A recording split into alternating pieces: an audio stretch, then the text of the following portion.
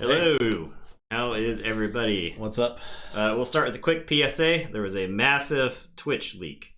So if you have not changed the password on your account, I recommend changing the password on your account. Also, if you use that password in conjunction with the email address for anything else, I would make sure that that password is changed with any other account that you have. So, changing the password's the big one. 2FA is pretty good right now, at least, because there's going to be a window where there's access to the source code. I think that's the major issue, is that the Twitch source code was leaked. So there could be security concerns that have not even been fully realized by the community at large at this time. A lot of people are distracted by how much streamers make. And if you could tell from the list, Justin and I were up there. We were right under Critical Role. You may have noticed our totals there. So I don't think we've hidden how much money we've made on this stream. We've lived lavishly, in fact. So I was able to buy one new camera in the last 2 years. Yeah. So, but yeah. A lot of people were distracted by how much money the streamers make, and that's distracting from the larger security issue around the platform. I'm glad I don't work for the InfoSec team for Twitter, because I would have a long week. So. You're just trying to get auto banned, Andrew. Yeah. I was close. I was like, want to become famous? But yeah, so that's a quick public service announcement. If you're watching this on YouTube later, this will date this video, but this is not. A lot of people who are on our stream come to us from YouTube, and so they may not be familiar with the platform at all. So yeah, it's been October is National Cybersecurity Awareness Month, and it started with like Facebook and Instagram being down yesterday. Yeah. To this now, right? Was it yesterday or the day before? Either way. Like I was saying in the Discord, are you aware of cybersecurity yet? Are you aware of how fragile the internet is? Do you understand how much of the world is built upon this shifting sand foundation? Speaking of shifting foundations, that's an excellent segue. I'm gonna pat myself on the back for that one. To get us prepared for today, we're gonna go backwards in time. Okay, let's go. To 2002. Get yourself in the mind space. We work for Decipher, a games company. And we are not embezzling millions of dollars? Or we are not the embezzlers. We work in the design department. We are not making much money at all. We have just learned that we do not have the license to the Star Wars franchise anymore. We cannot publish a card game based off the Star Wars card game. That's not great for our jobs. That doesn't look good for us. Doesn't look good for us. Star Wars is one of our best-selling games. How do we salvage this? Now, we should make a game with the same mechanics, because people like the mechanics of Star Wars. People like the mechanics. But there's a lot of problems with it. Right? There's a whole lot of problems with Star Wars. Let's sit down and think about it for just a second. One problem. Every time a set came out, we decided to release a brand new rule book's worth of rule. And I'm not saying, like we made a new rule book. We had to make a new rule book each time, but a rule book's worth of rules every time a new set came out. Cool. Because we wanted for a player to sit down and be able to do anything they saw in the movie. Yeah, we got Lord of the Rings on. Yeah, we got Lord of the Rings. We're still making Lord of the Rings. We've got Star Trek. We're still making Star Trek. We're gonna revamp Star Trek at some point. Not too far in the future. We'll revamp the Star Trek game, because the Star Trek games got problems too. Both Star Trek and Star Wars were games. I think Star Trek was 94, Star Wars was 95. And we've talked about a lot in card game Necromancy. That was the Wild West of game design. It's amazing those games were even functional. As we've seen a lot of games that barely can keep the mechanics together. So, there's card bloat in Star Wars, right? Because we have a million different card types.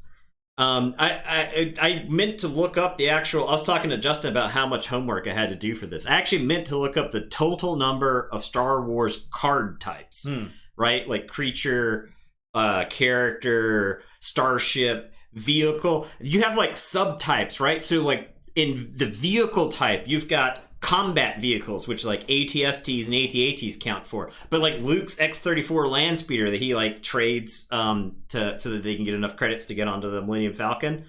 That's just a vehicle. That's like a personal vehicle kind of. And so you have like all these rules distinctions. The planet Dagobah.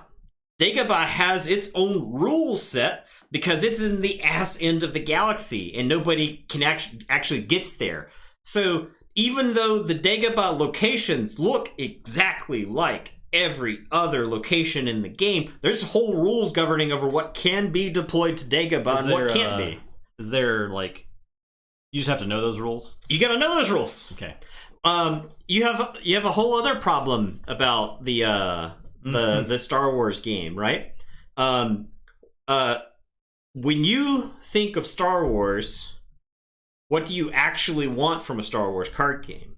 You want the end of Return of the Jedi, right? You want lightsaber battle going on. Luke you want a space fighting battle going Vader, on. right? For the very soul of the franchise, right? You want Han and Chewie. You want Chewie busted into an ATST and Han's in trouble, but here comes the ATST to bail him out and stuff like that. You've got and Han's got to like detonate the bunker so that Lando can fly into the Death Star and take it out. And you want like that cinematic feel. But what you get with the Star Wars card game, because anything like it wasn't just that they were making stuff on the screen, they would take a line from the movie out of context and extrapolate it into something logical. But when all these logical pieces are put together, you end up with something that does not look like Star Wars. So the line, the never tell me the odds, the line that C-3PO says before that, like the odds of successfully navigating an asteroid field are 3,720 to 1 or something like that. So there was a card called 3,720 to 1. Okay. It was a card that you played into your opponent's deck. All right. And when your opponent got to it, when they like revealed it, it took effect. And it would total up the destiny numbers on all the characters in play for both characters. And the opponent would take damage based on the difference. Whoever lost that number would take damage based off that difference. So the Dagobah stuff that I told you about, okay? There was a deck that existed where you took R2-D2 because he had one of the highest possible numbers for a character. You had R2-D2 and a bunch of idiot aliens from Jabba's palace would hide on Dagobah so the opponent couldn't actually... It's pretty much a Hearthstone card, yeah. Yeah, it couldn't actually... Your opponent hide all your characters on Dagobah so they couldn't deploy to it, okay? And Darth Vader, Boba Fett, all the cool characters, Grand Moff Tarkin. Zero Destiny. They were all ones. They were all ones. And so you have these idiot aliens and R2-D2 cowering on Dagobah, and your opponent is like trying to play the game normally, and then they just take like 12 damage every time one of these cards comes up. And is that Star Wars? That doesn't sound like Star Wars to me, right? Remember the time in the movie where Luke didn't go try to save his friends and just hid on Dagobah? There was what if that happened? And also the dark side lost. Yeah, there was a card. Well, and I think that goes. Destiny became less about fighting, right? Yeah. More about like. I think that speaks. Crap. Yeah. I think that's why I speaks stopped to playing it. The larger issue about Star Wars card games is that they become card games unless Star Wars, right? Yeah. And so there's the first set of Destiny where you're like, I play Jango Fett. I give Jango Fett 3 weapons. He's blasting the whole time. Yeah, and it's just both characters. Or you have Luke and you have your Darth Vader deck. Yeah, point blank, just shooting each other in the chest with blasters over and over again until somebody's Mandalorian armor gives out. That's Star Wars. at least that's entertaining. So. R2D2 is definitely the main character. Yeah. Tauntaun versus Star Destroyer fight from the FFG game. Yeah, but I can at least excuse the FFG's games differences because of the it was at least trying to be abstract. Okay, you can envision a scenario in which Obi-Wan stops an entire Star Destroyer full of people, right? Because if Obi-Wan in his prime is on a Star Destroyer, he's confusing people, and like stormtroopers can't touch him. Or like R2D2 exhausting a Star Destroyer if he's like hacking into it or something. He hacks it. It doesn't get to lead. Like there are abstract things, and so the difference with the FFG Star Wars was that it was abstract. So you'd have to imagine the scenario, whereas which this one is like here's the site. This stuff is Obi-Wan will never fight a Star Destroyer because Star Destroyers only exist in space, and Obi-Wan can only be on the ground. Or Obi-Wan can ride as a pilot because in the original trilogy, we don't see Obi-Wan piloting anything, so they didn't know at the time that Obi-Wan could pilot things because we know those from the prequels or whatever. So Obi-Wan has no piloting skills. The Star Wars cards themselves are horribly busy, right? So you have like this iconography, and I talk about hieroglyphics all the time on the stream, like how games will have like these symbols, and once you learn that, and it feels like almost a second language that you have to learn as like part of the learning curve of the game. The Decipher game had a whole pile of them. Some of them were loaded with rules, and some of them weren't, which means some of those were just informational and informative, and some of those had rules attached to it. You had characters who were warriors, and a warrior was somebody who could hold a weapon. Okay. And so like the random aliens from like the cantina were not warriors, so they couldn't even pick up like a blaster pistol or anything like that, right? But that was like in the rules. Nowhere does it say on a card, hey, you can't hold a weapon, right? There was an icon for a gun that let you know that they could hold a weapon. And so another thing about the Star Wars card game is that the Force was tied to the mechanics of the game, right? All of the locations had Force icons on them, and that was like how you activated your resource for the game. The more in tune with the Force you were, the more like resources you had to play cards, and characters' ability to use the Force was tied to core game mechanics like battle destiny, which was like one of the things that was most important to battling, right? So if we're making a game that does not have the Force in it, how do we solve that problem? Right? And Star Wars was a game that kind of confronted that over and over again. Chewie was a 6-power creature, but with 2 ability. And what that meant is that there was a Darth Vader called DVD Lots that everybody, because his name was Darth Vader, Dark Lord of the Sith, so everybody just abbreviated it down to DVD Lots. Okay. So that you didn't have to say that all the time, because there were multiple versions of characters. But so Chewbacca was a 2-ability character, and destiny in that game was like the core way that you would like hit people with abilities and stuff like that. So 2 ability is pretty bad. That means anytime somebody's targeting you, they have a chance to kill you, and DVD Lots could just choke characters to death in the middle of combat. So if like Chewbacca was in battle, he was a liability because DVD Lots is like shows up, kills Chewbacca, like with like a thought. And you're like, when did Darth Vader murder Chewbacca with a Force? It's not even fair, man. Like Chewie doesn't even get a medal, and now he dies like some punk. And so they answered this later on by giving characters armor. So like the most defensive version of Chewie is actually a version of Chewie that is from one of the books, Shadows of the Empire, where Chewie's pretending to be another character that's a bounty hunter Wookiee, and has armor and stuff like that, right? So that's how they like made up for it later on. They printed this other version of Chewie. Cool. So I'll allow that. Okay.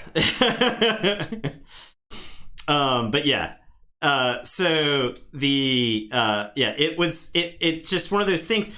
So you would think that Chewbacca should beat, like in a straight up fight, Chewbacca should beat the vast majority of stormtroopers and stuff like that. But they all had a chance to kill him. Well, if they have a gun, they have a chance to shoot him, right? You would think that it should at least be even between Chewbacca and Boba Fett, right? But like Boba Fett shows up, gets like an extra battle destiny if he's in battle against like Han or somebody else. And then like there's a Boba Fett that was equipped with a gun. And like the most popular Chewie that was played was a Chewie that came with a gun. And so, because you have this inherent problem that you have in Magic where it's like creature enchantments are inherently bad because you're 2-for-1ing yourself if the creature gets killed. And that's worse in Star Wars because every card is part of your lose condition. Every card that you lose is one less card you have to work with for the rest of the game. And so if you're like playing a weapon on a character, that's 2 cards that you spent. And if Chewie gets crushed, he gets his throat crushed by DVD lots, you just like wasted a bunch of resources for Chewie and his bowcaster. So people just played like they had to print cards that had weapons built into them, so they had to come up with rules for the way that a character with a built-in weapon worked. So you see the problem, right? Jeez. And they didn't ban, they didn't rotate. Everything was legal forever during the span of the game, and that's one of those things that people say they want, but you constantly run into issues with it.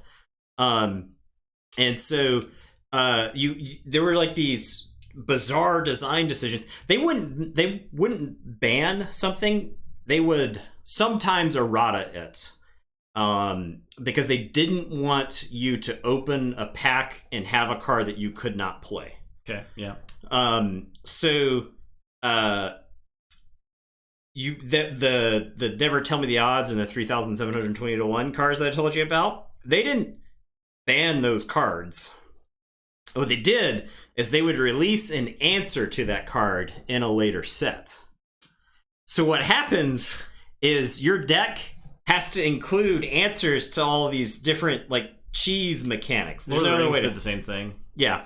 So it's like you have all these answers in your deck, and so you get to some point where your deck is like 75% answers, so you just don't lose the game outright to your opponent deciding to be a Maverick and play a deck from like 3 years ago that was a cheese deck, right?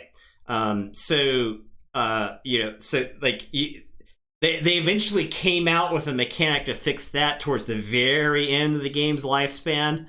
But it was one of those things where it was like you're making the game more complicated by having to like constantly create new cards that just invalidate your old cards. It's not even like power creep at that point, right? It's not that this card is so powerful that you have to play it. So yeah. All right. It is great not to have to build decks. Yes. Yeah. Who knows? Right now there isn't one. So yeah. All right. So we know we've got problems with Star Wars. Okay. And so some of the stuff I think there's pretty elegant solutions for, right?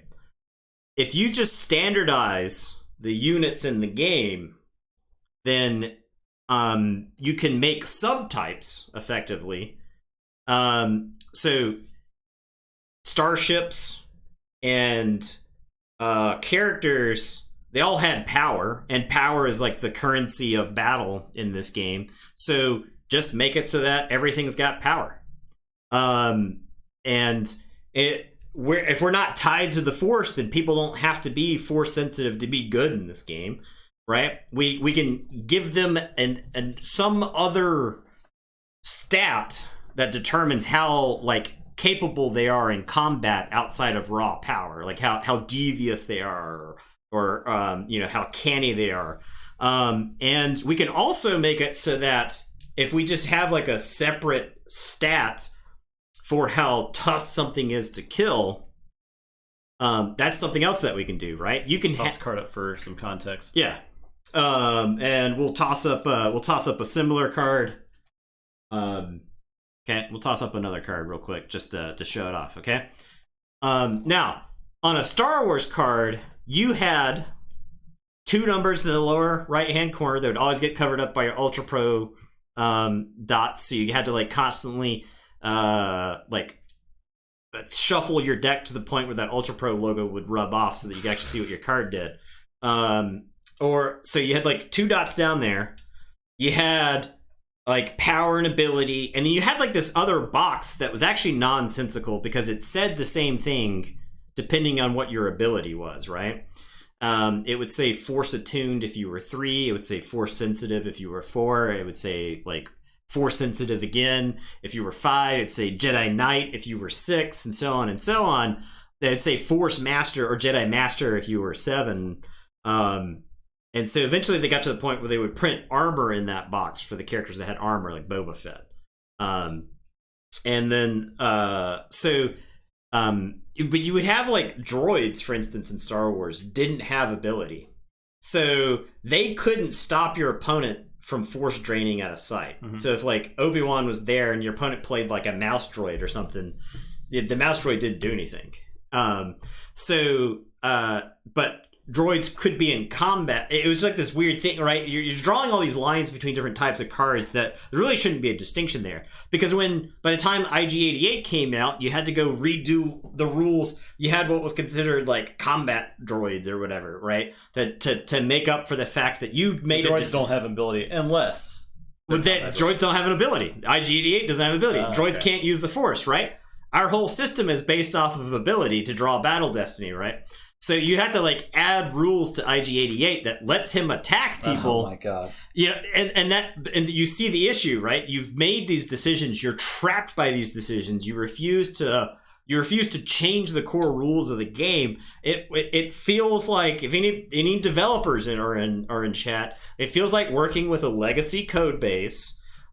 Decisions were made long time ago. You can't overhaul the thing. There's no option to shut down everything and start over again, right? You just have to staple on the next thing and pray it doesn't fall apart, right? So, so back to Wars cards real quick. Another issue with Star Wars is light side and dark side, right? Right. The game is tied to light side fighting dark side. Did you have to bring 2 decks? You had to bring 2 decks at a tournament. Okay. Now, what happens to characters like Lando? Lando in Empire Strikes Back flip flops. He betrays the heroes. He ultimately saves as many people as he can. Right? How do you reflect a character like Lando who, like, knows Han, doesn't particularly care for Han, right? But still isn't a bad guy, right? You had rules for Lando specifically, right? The dark side player could play Lando, but if he was just chilling at a site, the light side player could convert Lando to the light side at any time in the game, right? So, but there were rules governing that. You could only convert Lando if he was at a place to be converted. Okay, if he was in a vehicle, he couldn't be converted. That makes sense. All right. So, there was a deck called Cloud City Occupation that existed, and due to the rules, the way the rules worked, you could have AT-ATs at specific Cloud City locations, right? You could have them at the docking bays. So even though it doesn't make any sense for an AT-AT to be at Cloud City, you would have AT-ATs on Cloud City, and you have Lando parked in the AT-AT because the opponent couldn't convert him to the light side. He's just in it. He's like sitting next to General Veers in the cockpit of an AT-AT. In AT-ATs, you didn't. Okay, here's another funny thing about AT-ATs. You didn't use the gun on the AT-AT, right? The big thing that blew apart the shield generator. You didn't use that card. That card's garbage. You didn't play it. What you did was you used a card called Trample because of the scene in Empire Strikes Back where the AT-AT steps on the broken. Okay. Steps on the broken snowspeeder and almost crushes Luke. Okay, so that was a card in the game, and it was a used interrupt, which meant you could use it whenever you drew it in the game, and you didn't have to use it during battle.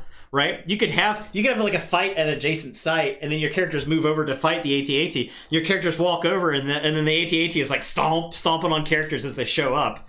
And so that's how AT-ATs fought things in the game. They just stepped on them. All right, so like Lando's like waiting outside like the Cloud City Casino for people to come out, and he's just like stepping on people with the AT-AT. Okay. Do you have a Star Wars card to like put up as comparison? Yeah. 1 second.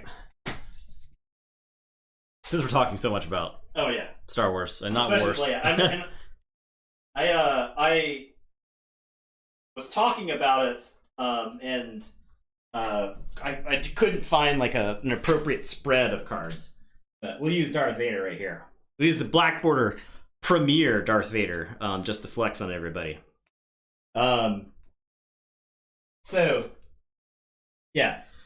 All right, so there's the gun right there that I was talking about. That's the warrior icon, okay? So that means Vader can actually pick up any weapon, okay? Not just lightsabers, even though lightsabers are really good on him. Vader has his own lightsaber. The pilot icon is that yellow icon there. It's the TIE Fighter pilot head. And I believe that is the TIE Fighter pilot head on whoever is a pilot. So like Luke has the TIE Fighter pilot head on him, right? Okay. So it's just kind of like confusing, but once you understand it. The top icon right here, this is Imperial. There's differences, right? Boba Fett is considered an alien. He's not an Imperial, right? This is the Destiny up there. That carries over, right? To Wars. Alien had like 2 eyes. The Jawa glowing eyes. That was an alien. Chewbacca, when Chewbacca came out, was both a rebel and an alien, right? So you get all the benefits of being a rebel and an alien, and all the penalties too. This is your cost and forfeit value down here. You can actually see this is pretty tiny in comparison. This is your power and your ability. You see up there that he's a Dark Jedi, right? And there's no difference between Dark Jedi and Jedi Knight. It just depends on what side of the if you're light side or dark side. And this was strictly the movies up until it got to the point where they started doing expanded universe stuff. So there's like no other Dark Jedis in the game. It's literally Darth Vader. The Emperor came out later, and you can just see this absolute wall of text right here. Winning a battle adds 1 to each battle destiny. Adds 3 to the power of anything you pilots. Also, it adds 4 power and 3 to maneuver when on Vader's custom tie. Immune to attrition less than 5, right? So you just have like this whole string of stuff like there, right? It's like sentences back to back too. It's not even like bulleted. Right. Very difficult to track. You can't look now. You played the game enough. You would look at a card, and you knew what it did, right? Yeah. But this is classic 95 design right here, where you have an idea of what you want a card to do. This looks like, and you just throw all that stuff on it. Yeah, if you look at people make custom Hearthstone, custom Magic cards, you see this type of thing a lot, where they'll just keep typing sentences on it because it's like, ooh, I wanted to do this, you know. And that's the way the Decipher game was made, right? Because it was like, ooh, that's a good idea. We should put that on a card, yeah. And so that's what they did. If they thought it up, they put it on the card. So if we look at a Wars card, we'll notice some differences, okay? We've got a cost in the top left corner. So that is kind of standardized across the game, right?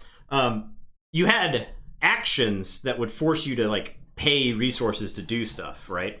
In Star Wars, your cost to play weapons was not listed on it, right? This is unique to characters. Your text would tell you how much something would cost if it were a weapon, if it were an event, if it were anything else.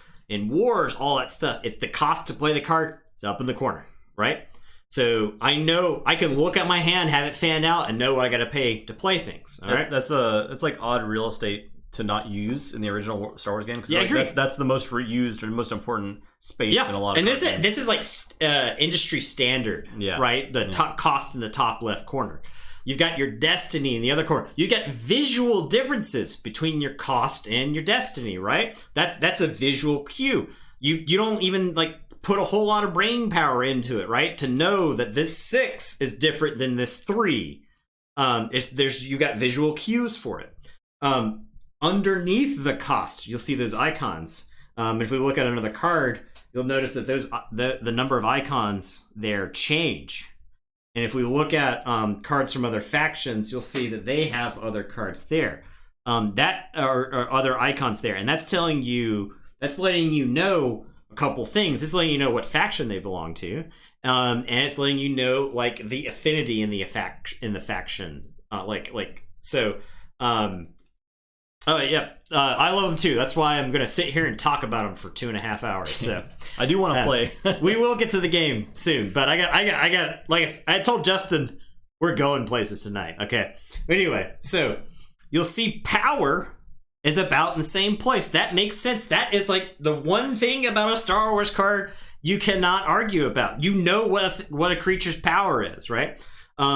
And for the most part, things have appropriate power because they were trying to preserve, a single X-Wing cannot beat the Executor in combat, right? They want that if it makes sense, they want it to exist in the game.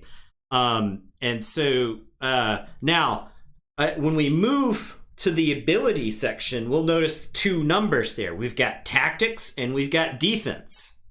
All right. Tactics is effectively ability in the game. Okay. And defense is the defense of the thing that it is. It also doubles as this black number down here. Oh, okay. So that's this value on a Star Wars card is the forfeit value. Okay. And that means how valuable the card was in combat. Okay. A rebel trooper is like 2 forfeit value. A stormtrooper is like 2 forfeit value, right? Vader is 9. So if you lose Vader, you're not in a good way. Well, right? Well, if you have a really bad combat, you can lose Vader to mitigate the damage so it doesn't go to your deck, right? I see. Okay. So Vader is more valuable than a stormtrooper. That's what that is. Now, War solves the forfeit defense problem by just taking those 2 stats and slamming them together. So the harder to kill things are worth more in the purposes of combat, right? Now, you can have something that's really hard to kill and something, but it doesn't have like a whole lot of strategic value. Now, I included these 2, the Ikazuchi and the Shikami here, because these cards were rare. And they were like one of the selling points of the game. But they were these giant robots. They're basically Gundams. And they're called the Nobots. And I'll get into like the factions here in a second. But that's why the power on these guys are so big. I think these were designed specifically to be chase cards. And you'll notice that they both have size, which is a keyword, and it's got reminder text next to it. Okay? But that saves real estate on a card that may have size and more text on it later, right? Because I didn't include any of those, but so what they started doing is they started keywording things. This is intelligent because the adds 3 to anything that he pilots, Darth Vader here, is a pilot that does that, right? And every pilot in the game would tell you how much they added to the power of a ship. And it's the same thing as if you're coding. If you're typing the same thing over and over again, there's a better way to do that, right? Yeah. So you can see the lessons they've learned. They started keywording stuff. We got other keywords. For instance, hey, look at that. The pilot keyword. If this character's on a spaceship, he's adding power to it. And not only that, he adds tactics to it too. Because you would end up with these wacky situations in the old Star Wars game where you'd have somebody like Darth Vader who could potentially be on a ship that there wasn't enough room for him to pilot. And so you had to have rules around who added to the ability of what was going on. Yeah. And so if Vader, you could have Vader and Tarkin be passengers and still like use their effects or whatever, but they wouldn't be, like I said, wacky stuff would start happening. So yeah. This right here clean. He's on a ship. He's adding to it, right? The Star Wars ships, for instance, would have these convoluted rule systems on what they could and they could not carry. You had like a fighter, for instance, couldn't carry a vehicle with it. You couldn't like attach a snowspeeder to an X-wing and fly it into space, right? That doesn't make sense. You could transport. It was like assumed that there was methods to transport vehicles from the ground to spaceships, and vice versa.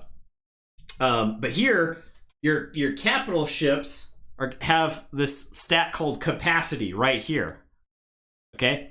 So instead of having like this lengthy explanation of what it can and can't carry, it just gives you a capacity.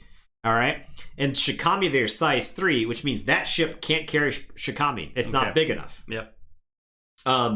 So it's like these small fine tuning things that were changed between the games where they left effectively the system in place. That I think were ultimately pretty smart. Okay. So we've gone on quite a tangent at this point, but we'll get back to actually Wars itself. Now, if we're taking the system of Star Wars and we're subtracting Star Wars from it, just Star from it. In this case, just Star. If we're subtracting, well, I think the thing is that I looked up the publication history of this, and they changed the name multiple times up until about the time they printed it. Wow. Like in press releases and stuff, they were just calling it something else? They called it a couple different things. Huh, okay. All right, so if we're losing the Star Wars IP, we're losing quite a bit. So how do we get people invested in what we're making? Now, if we're a company and we think we have a lot of money, not realizing that we're being embezzled from at the time, if we have a decent amount of money, why don't we just create our own IP, right? We got these fat Star Wars paychecks. We've looked at Star Wars and then the prequels have been out by this. A couple of the prequels have been out at this point. Making Star Wars looks pretty easy. You don't even have to have an editor to make the prequels. So why don't we just make our own IP? And so that's what they did. They went out and they actually hired a science fiction author, whose name I may have talked about in the BattleTech stream, Michael Stackpole. He was the guy who wrote the Blood of Krinsky trilogy that like the Invasion of the Clans came from. So if you end up going back and watching the BattleTech one, if you remember me going on a diatribe about that, Michael Stackpole, fairly accomplished author at the time. Good genre dude. Like, you need somebody to show up and do some genre work for you, Michael Stackpole's there. So they hire Michael Stackpole. Let's make a franchise. They so the one of the species here, the Quay, they actually hired his name is John Howe. He did a lot of graphic design. He was a fantasy illustrator. You show, is there a picture of them? This is the creatures here. Now, he didn't do this artwork. The artwork is listed at the bottom there. The actual lead art director for Magic the Gathering right now, his name is Kieran Yanner, I believe. Did art for this game. Okay. So the people in this game were very accomplished and went on to keep doing other stuff. So this species right here, they look kind of like Garrus, in my opinion, from Mass Effect. They look kind of like his species. I forget exactly what it's called. They look like a kind of a mishmash between the two. But John Howe did a lot of illustrations for Lord of the Rings, and a lot of the movies.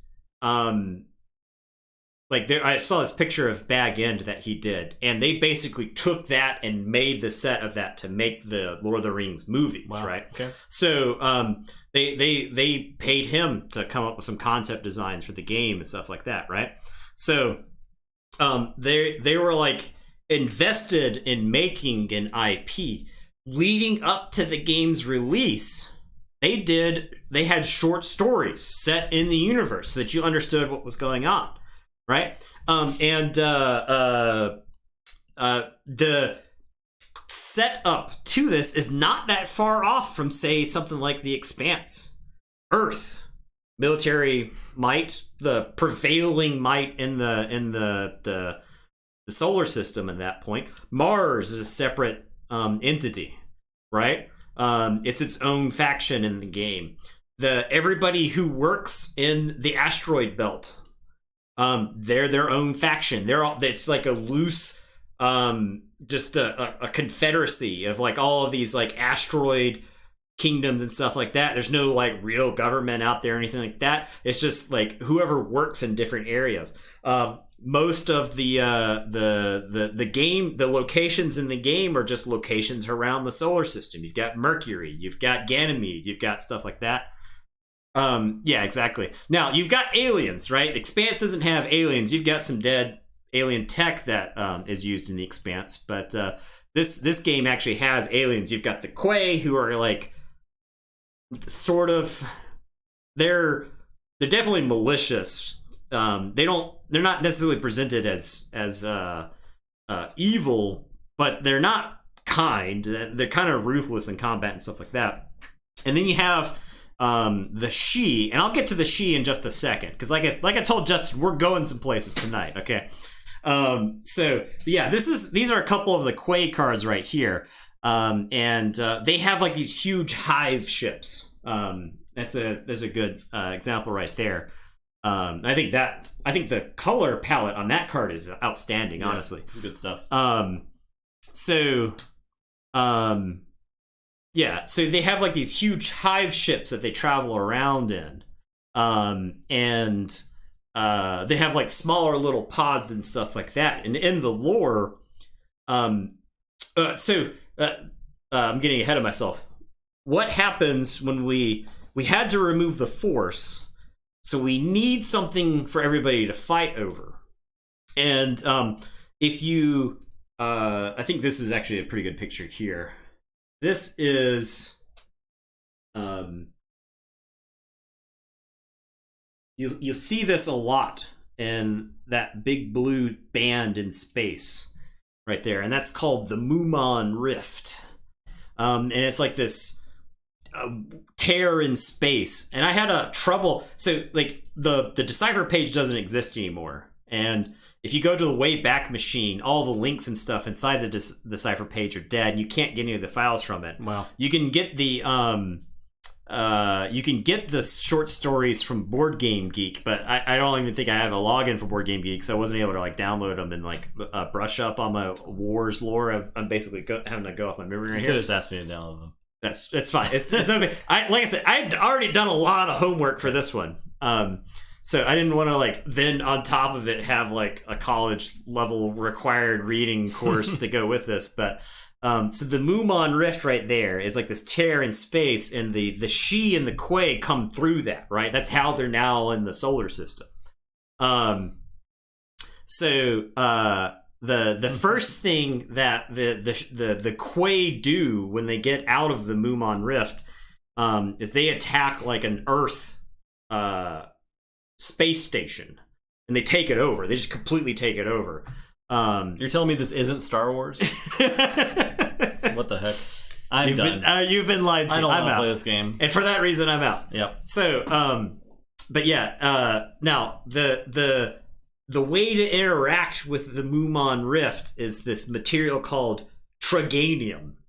And the only source of Traganium in the solar system is the moon Ganymede around Jupiter. That's the only place. So the one issue Star Wars had is that they wanted all of the locations from Star Wars in the game, right? So if I make a deck that's based around, say, Yavin 4, my opponent makes a deck based around like Tatooine, we could just never interact. We might just sit on our respective planets and never even look at each other. Never even fight, right? We just sit around until one person loses the game. This game kind of forces all of the action in space and it severely limits the number of locations. And Ganymede is the most valuable planet in play. That's that's the place where you can do the most damage to your opponent through drains and stuff like that, right? So it forces the combat to like a couple of specific locations. Another brilliant design decision, in my opinion. Yeah. So you've got a lore reason for the one location that everybody is fighting at to be the location. I'll show off some Earth cards real quick.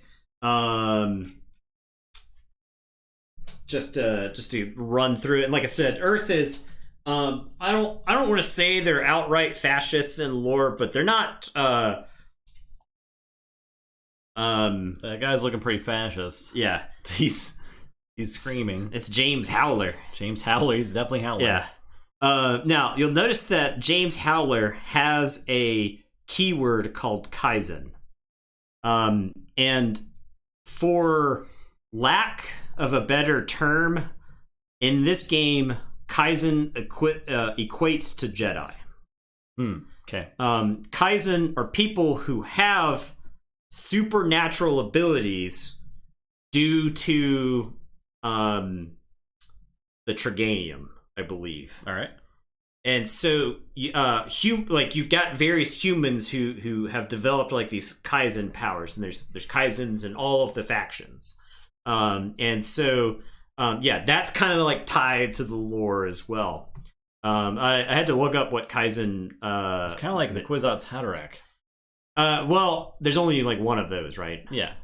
Well, what if there were more than them? This is like this is more like X-Men. Okay, he's an right, X-Man. where you have people who can use like Triganium to get abilities and who can't, right? And so Kaizen's like based off of a Japanese term that means like great opportunity, and there's like a or growing opportunity or something like that. But there's lots of foreign language words in this, and I'm gonna address that in just 1 second. So there's some human cards. The Mars faction are called Gongan, which is another term, and I believe it is actually related to the Buddha. So you have like Heigen Orochido, and like the Komoku, and the aforementioned Gundams like the Ikazuchi here, right? And so the idea behind the Gongans is that when they moved to Mars, they built a civilization that is essentially controlled by gigantic AI, which I believe is just referred to the Gongan, right? It's the thing that makes all the decisions for them. And unbeknownst to the vast majority of occupants of Mars, the AI built the Ikazuchi, the robots. It built them off in like robotic factories and stuff like that. And so when Mars attacks, when Earth attacks like a Mars settlement, the robots show up to defend it. Because the AI like takes responsibility for the citizens of Mars and stuff like that. And so but for the most part, from what you could tell, largely based on Japanese culture here, not really hidden, right? Like it's kind of upfront with it. So the Maverick faction is the third faction here, and it's the one in yellow colors. Now if this card had come out on a card today, I would say that dude was somebody who kickstarted the game, right?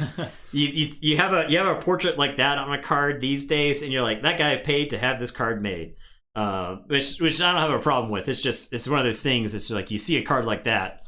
20 years ago, it's a totally different thing. This is like somebody's like brother or something, right? And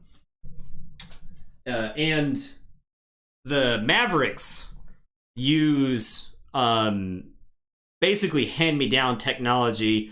They jury rig whatever they can. What's her name? I'm trying to think of her name. Liz Danforth, was that her name? Magic illustrator who used to use like really big close-ups of people. Anyway, so the Mavericks have like this sort of cyberpunk strung together kind of technology, basically tied together with shoestrings. It's the Firefly, it's the Belters, it's the we got to keep things going at however we can out in the frontier. I smashed the card cam. I hope that doesn't mess it up. Sorry, everybody. Okay, it didn't. Now I'm going to show you a wacky card right here. Now, the in this game, you actually had what were known as Inverter Cards, and this actually came out about the same time as Kamigawa did for Magic. Magic had cards that did something similar at the same time. I don't know who came up with the idea first, but I feel like I can't decide if this is a better, more elegant design, or if the werewolves from like Innistrad that flip are a better design. This, at least, you get to keep the card back intact. The other ones don't. But so there's actually a whole slew of inverter cards in this game that has some interesting design space. Because this card gets more powerful if you achieve a certain condition, right? It starts off bad, and then boom, you level it up, and it goes to 5 power, right? But you have to meet the condition on the card to flip it. And so some of them are hard, some of them are easy, and some of them just like change the way the card works. It's an interesting design thing. I still, to this day, I haven't figured out if I love it or hate it, right? So yeah. It's an interesting thing. The Quay are the other faction that has some the Earth has some vehicles that were like starter deck only that inverted. They're like tanks that had like different modes. It was like an assault mode versus like a fortification mode. And then the Quay have a bunch of characters that can kind of flip back and forth. Okay, so we're gonna play a small mini game right here. I'm gonna show you some cards. And then I'm going to ask you what the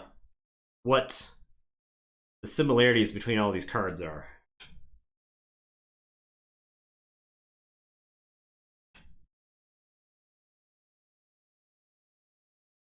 Okay.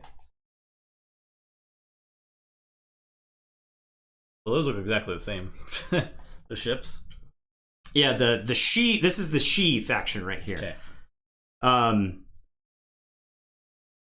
Yes, I can agree with that, Temujin Defender. So the She are this faction. Okay, they have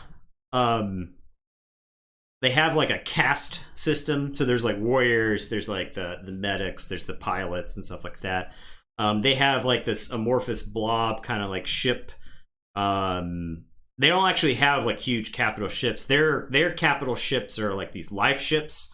And if a She is mortally injured, they take them back to the ship and they genetically heal them and stuff like that, and they can send it back into battle.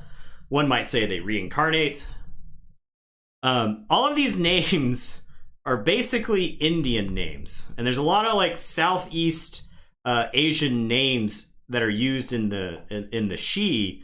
And I feel like this is just straight up textbook open and shut case cultural appropriation here. At no point do they tell you that these names are Indian in origin.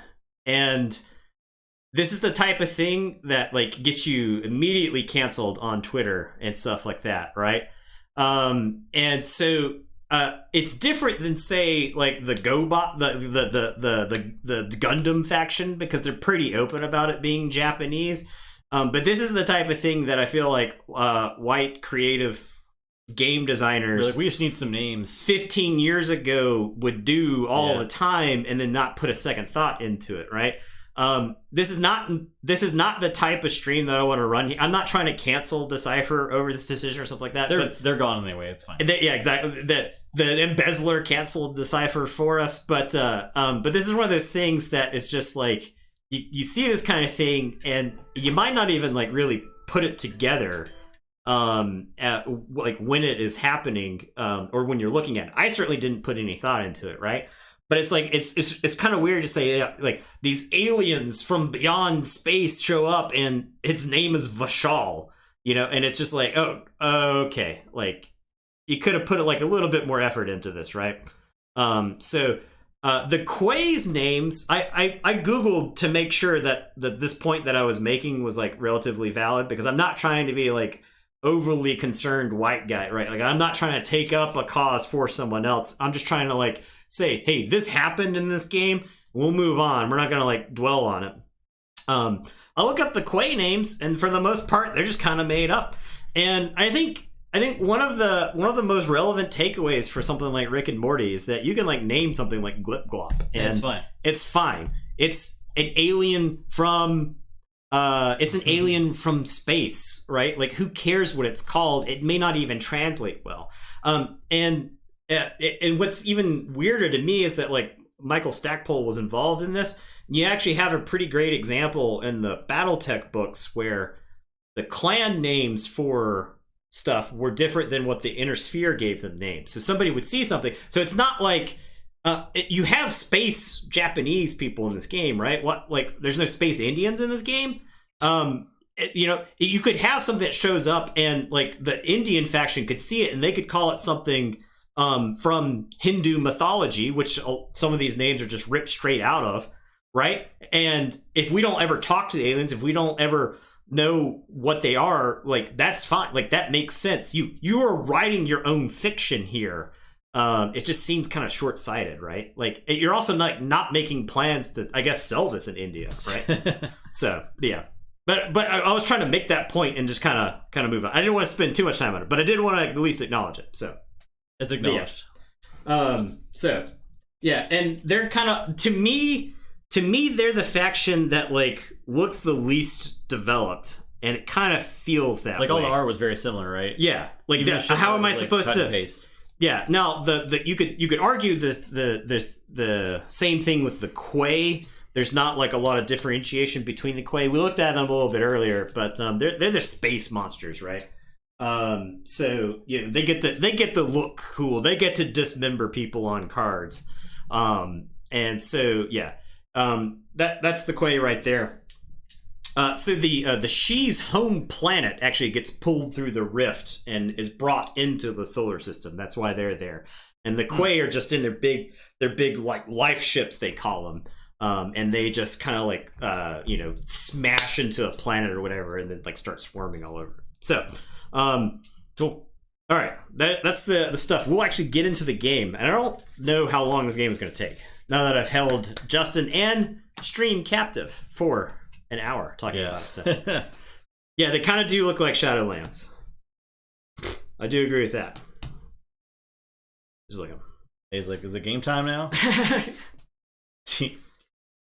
All right, so for this, I put together two decks. I put together Maverick and I put together the Quay. So I will give you the option. Do you want to play? Okay, you're playing the Space Monsters now. We'll get a trade. Eddie gets one treat as a reward for listening to this dialogue. Eddie is fed. You got.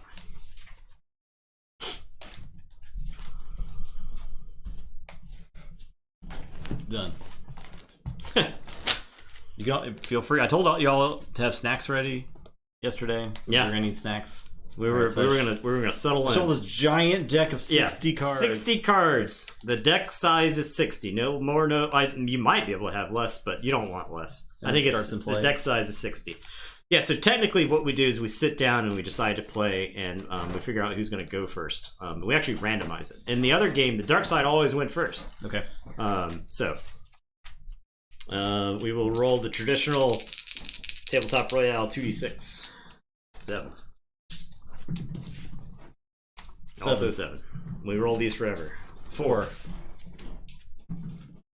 A 9. Okay. All right. So I will go first. Now, and then we go get our starting locations. So, the Alnak Station is actually the station that the Quay took over from the humans. So these are Dragon Shield mats. Just Dragon Shield blue, and here's the deck box right there. This right there. This Look at that dragon. Now I will now tell you about the Dragon's Shield lore. This is Dinosaur the Melt. This is a joke. That's a bit. that's a bit. Alnak Station is the starting location for the Quays for that deck. It has text of you can put a ship that is in play there into your used pile to go get a location from it. So what you're going to do is you've got some really cheap ships there. You're going to use those to go get the locations for Alnak Station and put them into play. That's like your main way of getting those into play. Now, I am starting with Themis, Mobile Asteroid. Now, this icon right here, that is my affinity for a faction. This is like a loyalty icon. And those icons that we had on those cards are how many of those we have to have in play to play a specific card. Okay. So these are cards that I built from the Ollie's box, plus some starter stuff. I couldn't find my starters for the other factions. I don't know where those are. Those are lost in space. I should be able to find them, but I don't actually know where they are. But I had picked up just some backup starters when I went to Gen Con. Because there's a card type that if we see it, I'll call it out at the time. There's a card type called Encampment that really help making it so that you can play a specific faction. It is possible to play multiple factions in this game, right? If I have locations that have multiple icons and stuff in play, then I can actually have those faction, like a multi-faction deck, which is not possible in Star Wars. How many cards do we draw? We have an 8-card starting hand. It's very decipher. Yep. Okay. All right. Okay. Is there a mulligan rule? There are no mulligan rules. No you got mulligans. what you got. Okay. Yeah. Now, one major difference between this game and Star Wars is this game is built around fighting. There are a lot of units in this game. Okay. Yeah. Okay. Now, I am going first. Just like Star Wars, we're going to count up the energy icons on my side. Justin's location gives me 1. Themis gives me 2. And then you always activate an extra 1. Oh, okay. Okay. So in the old game, you had light side and dark side locations. The dark side stuff pointed towards the dark side player, light side pointed towards the light side player. And that never changed. In this game, your locations face you. And that tells you how many icons you get. So I start the game with 4 energy. We've got the phases of the turn up there in the corner. So that was the activate phase. Control phase. If I own a location, I can drain the opponent. So I don't have any units at play. I can't drain. Is owning being in a location where no other enemy units are? Yes. Complete control of a location. Okay. If there's an enemy there, you don't control the location. Deploy phase. So now I can move to the deploy phase. I can play any amount of cards that I can play that I can afford to play. Can you use this ability, or can only I use this ability? Only you can use that ability. Okay. Yeah. It will say on a card, your opponent may use this ability. Okay.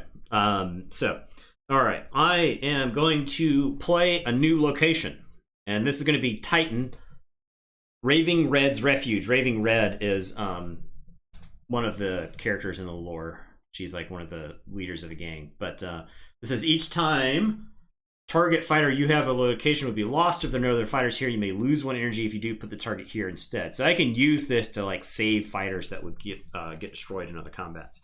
I'm also going to play Ganymede, Frontier Camp. Okay, this is the encampment type location that I was telling you about. Yeah, playing locations is free. There's no cost on them. And the locations have destiny as well. I now have 3 icons, so I can pretty much play anything in my deck. I'm good here. I can actually use this encampment. It has this the encampment ability has text on it that's explained to you on this. And so this says stack this card beneath target location where you have an energy icon, unit, or ship. This card is no longer a location or site and gains the target's energy and support icons on your side. So I could play this like this. This is not an extra location in play. It's just adding this stuff to my side right here, right? And it says location. I know what locations are because they all have text on them now. This is a location. This is a location. This is technically a location. I could stack an encampment under another encampment if I wanted to. But you can only stack one encampment there, right? This is a nice way to clean up a lot of the clutter that you could end up on the table with, right? So I'm going to put this here. This is more of like a space-based deck. So I don't really want like a whole bunch of ground locations for Justin's monsters to slaughter all my dudes at. So I'm going to put that right there. And then I've got 4... I've got 4 cards. I'm done with my deploy phase. They can't battle this turn because there's nothing on the table. I don't have any units to move, so I'm going to go to my draw phase. And you draw cards one at a time. You can decide to stop whenever you want. So and you have to draw for your active pile. So okay. I'll draw one. But if you spend all your resources, you can't draw. Yeah. But you can draw all the cards from your active, or you draw one at a time? One at a time, yeah. But you can draw all of them. You have the ability to. So, but you can save them to the next turn if you want to like. If you wanted to play more expensive stuff, yeah, or to play multiple things. So I'm gonna draw another one.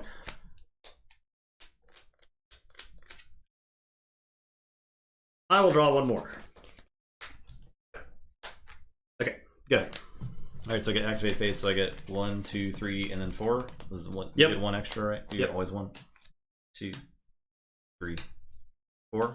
Yep. And then my control phase, nothing. Deploy phase, so I can play this site. Yes. Right. Yep. And that is Ganymede Vantage Point. And it says when this location enters play, you may pay 1 energy. If you do, download a location that has Ganymede in its titles. Download, search your deck for it. Search your deck and put into your hand. You don't have to put it into play. So when I pay an energy, you put your active pile kind of like adjacent to it, and then when you use it, it goes to the pile right there, and that's your used pile. Okay. Yeah. And I can look for a location that has Ganymede in the title. Yep. And at the end of your turn, your used pile goes to the bottom of your deck. Okay. Is there a site you would recommend?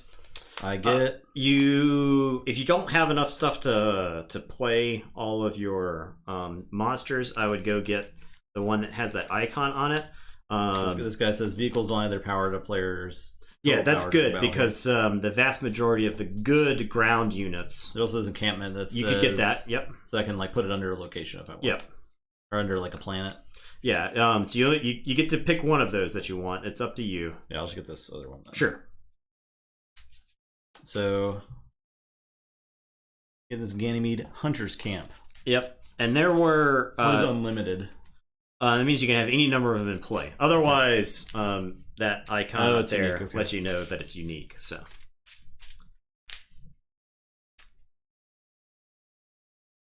all right. So I can play that like here, right? If you want to. Is that what I want to do? Is that what I should do? Should I play like here? You can't play it here. You have no energy icons, and you don't have a unit, right? Okay. And that's one of the requirements. I could play here? You could, because I believe it says you have energy icons, right? What? Was it? It says specifically. Stack this card beneath the target location where you have an energy icon, unit, or ship. Yep. So, yeah, you can stack it there. You could stack it there if you wanted to. Now, the thing is, when I drain, or you drain, the opponent is going to lose energy based off of the number of icons. So then if you controlled this, you would have a lot there, right? And I would drain you for 3. Okay. Yeah. All right, so I'll diversify a little bit, I guess. Okay. And we'll put it there. Okay. So I'm only losing 2 time. And I have 3 more energy. I could play... If you have a 1-cost spaceship, you could put it here, and then use this ability to go get one of the Alnak station locations. And when you search through your deck with this one, you could have verified that you had one of those to go get. Too. I only have 1 ship, and it costs 3. Okay, I could play that. Yeah, that's fine too.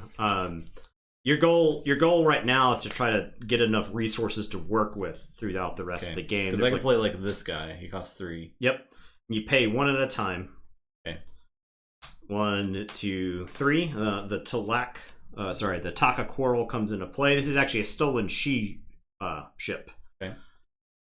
This is one that the Quay stole from. Each time your opponent drains a related location, you may put this ship on top of its owner's used pile. If you do, cancel that drain. Okay. Yep.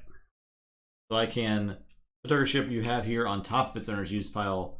Download a site that has Almac Station in its title. Mm-hmm. You use this ability only once. So I want to do that. Yep. So I put that on top of my used pile.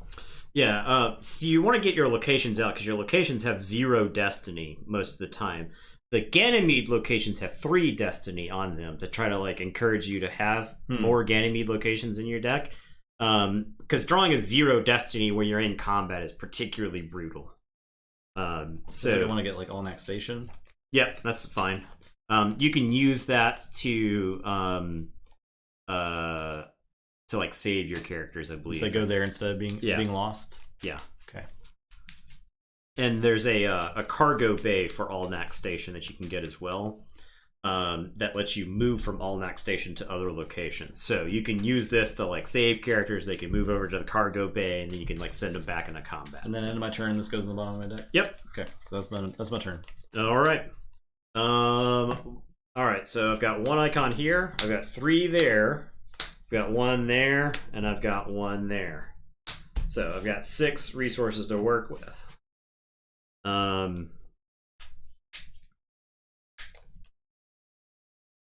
All right. I am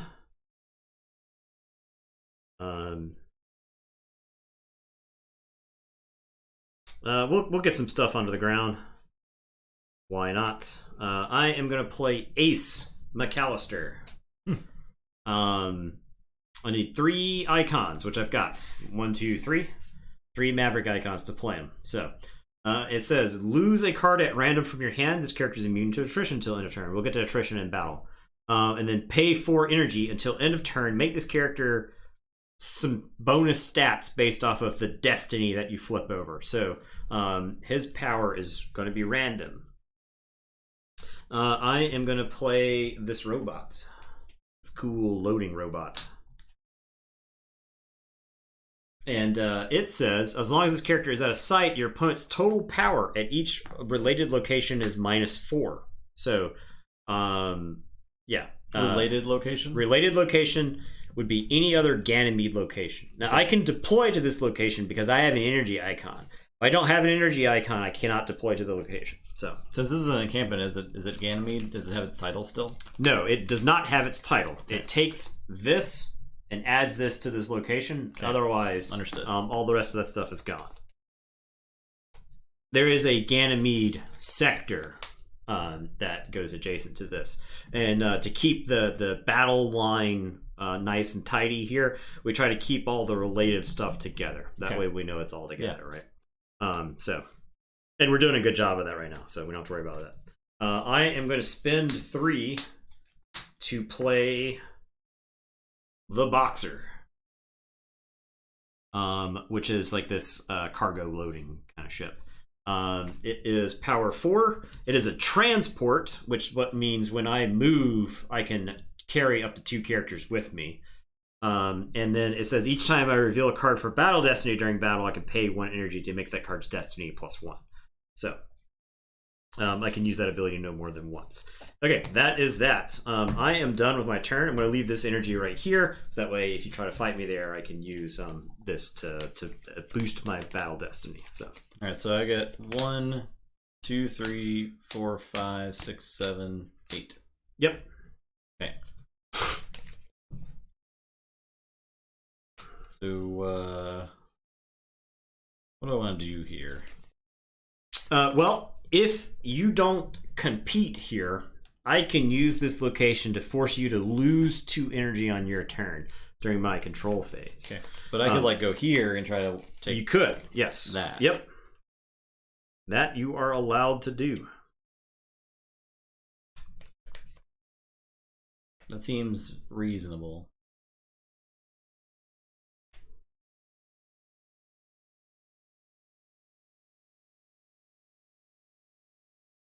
Okay, so I'll play Kulak for 4. No, he is a character, and this is a sector. So you would have to go here or here? Yeah. Okay, I thought they can't let me play characters there. Nope, so. Nope. I could play a ship there. Sectors are locked to ships.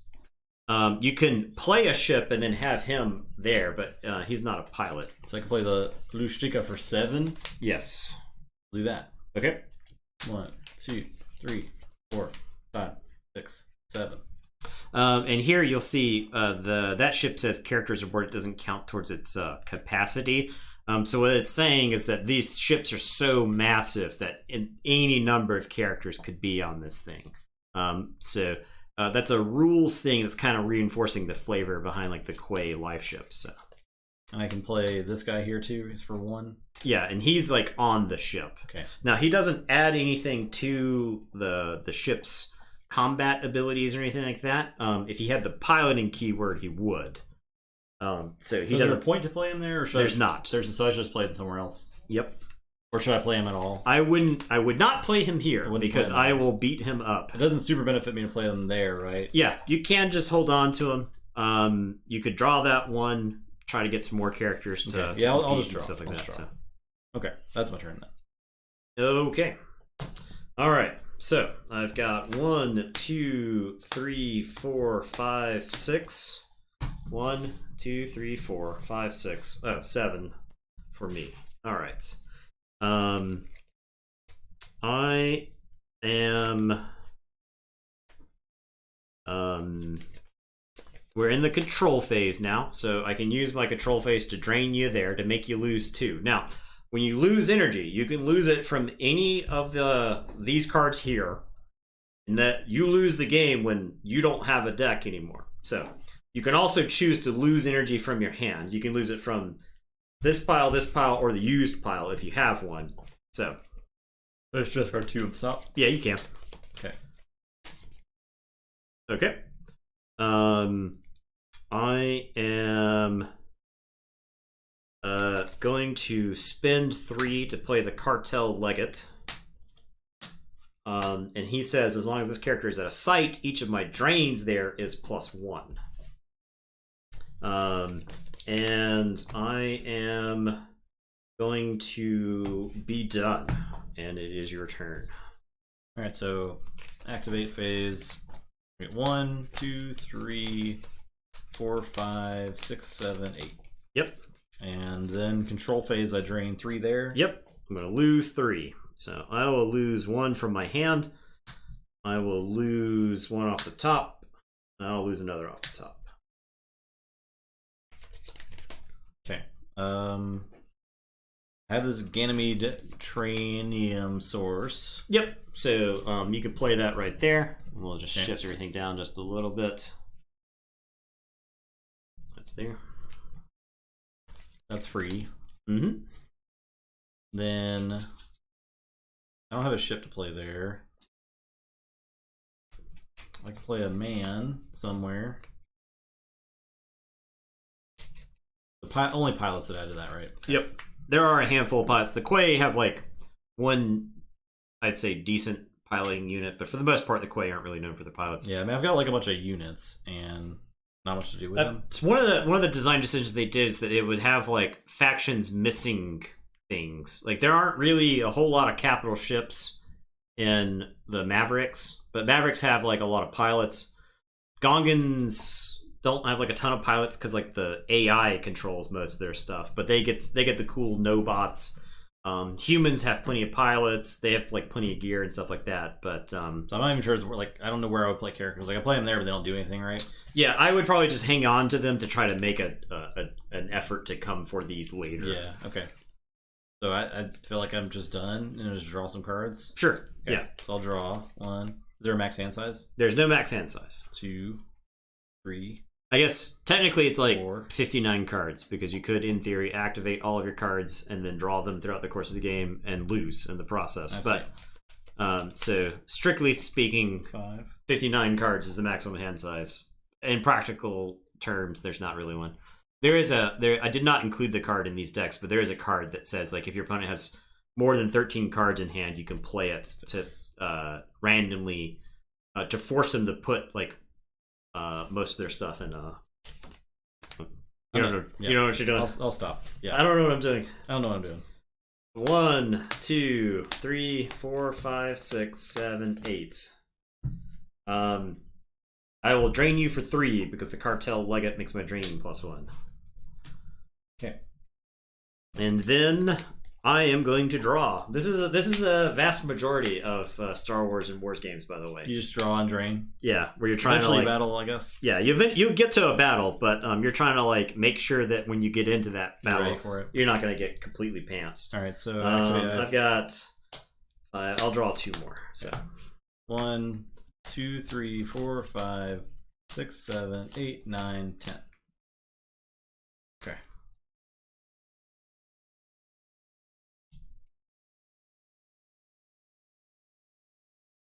I'll play this Ganymede mining platform. Okay, and these are adjacent locations, so we can move from these locations. If we've got spaceships up here, we can like move up to the spaceships and whatnot as well. So, I feel like I want to dump a bunch of guys in here. Play this Torrid Catal. He is an inverter. So I can pay 2 energy to flip him. Yep. Can you do that at any time? Like when? Yep. Okay. Can I do that on your turn? Like during combat? You can do it during combat. Yep. Okay. We'll get into combat in a second because activated abilities do matter for. Play 2 more. Oh god, more Torrids. Yes.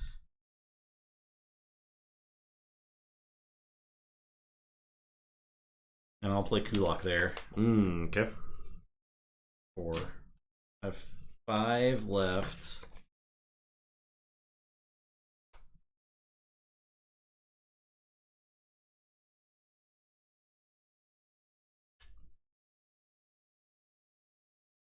I have a weapon I could play on him. Okay. The Catal Dalaka. Yep. Like I just give that to Kulak? You can, yes. Sure, I'll give it to Kulak. Pay 1 energy, choose target unit your opponent has in a sight battle here. If target's defense is less than D, damage it, and your opponent chooses to pay or lose 2 energy. Yep. Whatever that means. Yep. Okay.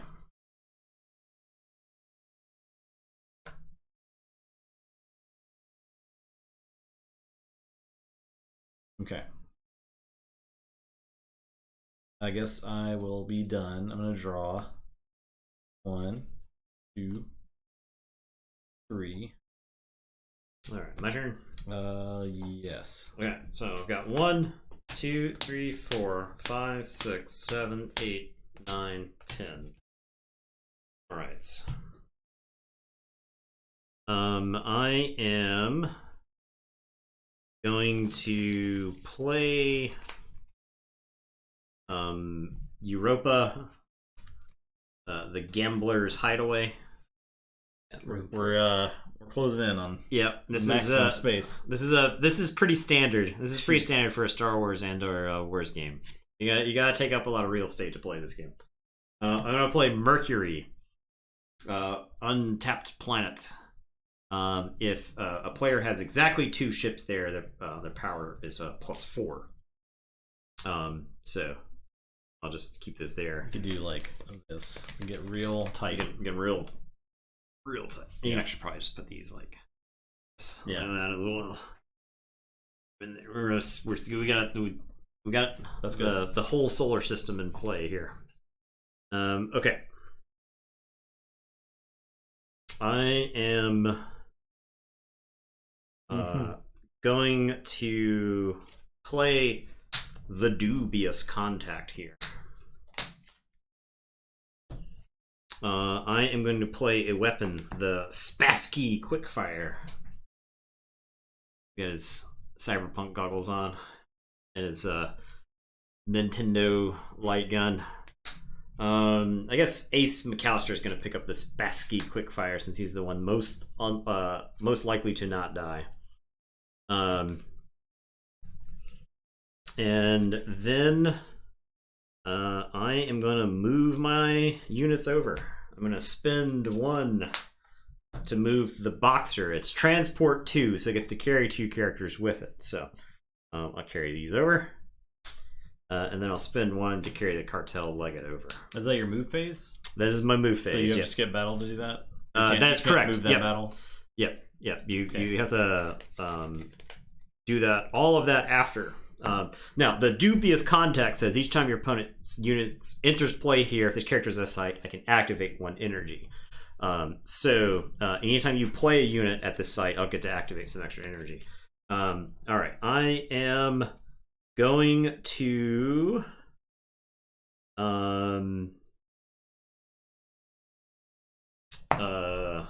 draw some, I think.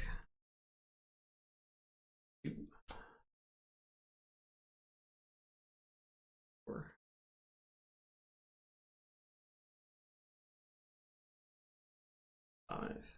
Okay. Yeah, that's good. Okay. And that goes there, and it's your turn. Alright, so I'll get 1, 2, 3, 4, 5, 6, 7, 8, 9, 10, 11, 12, 13, 14. 14. Guess I'll play as Ganymede Occupied Tunnels. Okay. We'll just do like this. Yeah, that's fine. It says vehicles don't add their power to a player's total power during the battle here. Okay. Yep. Okay. I'll play these 2 Catal Inciters here. All right. So One, I get to activate energy when you play those units there.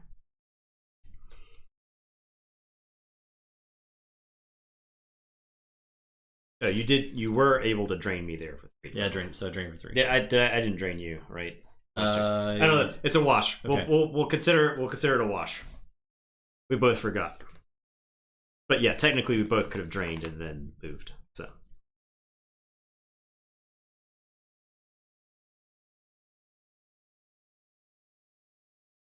I'll play the Taka Coral over here for 3. okay.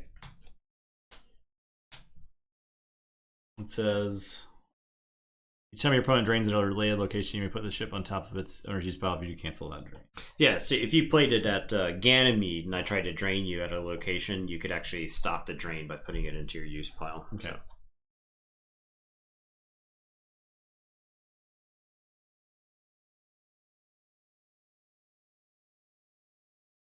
Sure, I'll play this guy there too. Okay. 1, 2, 3, 4. Let's see, you get another energy. Okay. Alright, guys, let's battle. Alright, so you have to spend 1 energy to begin a fight somewhere. We're fighting right here. Okay, so we can kind of like put our characters out real quick just to kind of have them displayed here. Alright, now. I can give this guy a weapon too. Sure. The Quorum Dolaka. Energy chooses the unit here, blah blah blah blah. Yep. Okay. Alright. So, we both get to go back and forth taking actions in combat. The phase of combat is listed there. We've got the Battle Destiny step, we've got the Attrition Step, the Power Step, the Loss Step, and the End of Battle. Battle Destiny, at the end of that step, if we have 4 tactics present, we get to draw a Battle Destiny.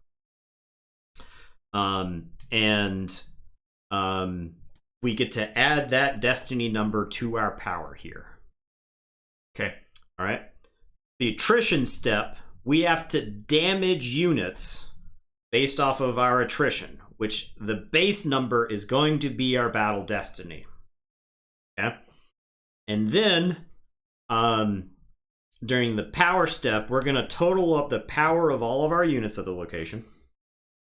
And then we add the Battle Destiny to it. Whoever has the higher number wins the fight. And during the Loss Step, that player loses the difference. Okay. So if you've got like 20 and I've got 15, I have to lose 5. Now we can lose defense to cover that. And damage is basically turned to the side to show that it's damage. But an important note is that up until the Attrition Step, anything that gets damaged can be used for attrition. So we want to see, strategically, we want to see what the Battle Destiny is, and we want the opponent to afflict attrition before we start firing weapons. Because if we fire a weapon and we damage a unit, that unit is going to die at the end of combat. So they're going to use it anyway? Yeah. Okay. And if I shoot one of your units before you get to that point, you can use that for your attrition. Okay. So I'm not inflicting like maximum casualties on you. Okay, so Battle Destiny step, we can take actions back and forth. It starts with you.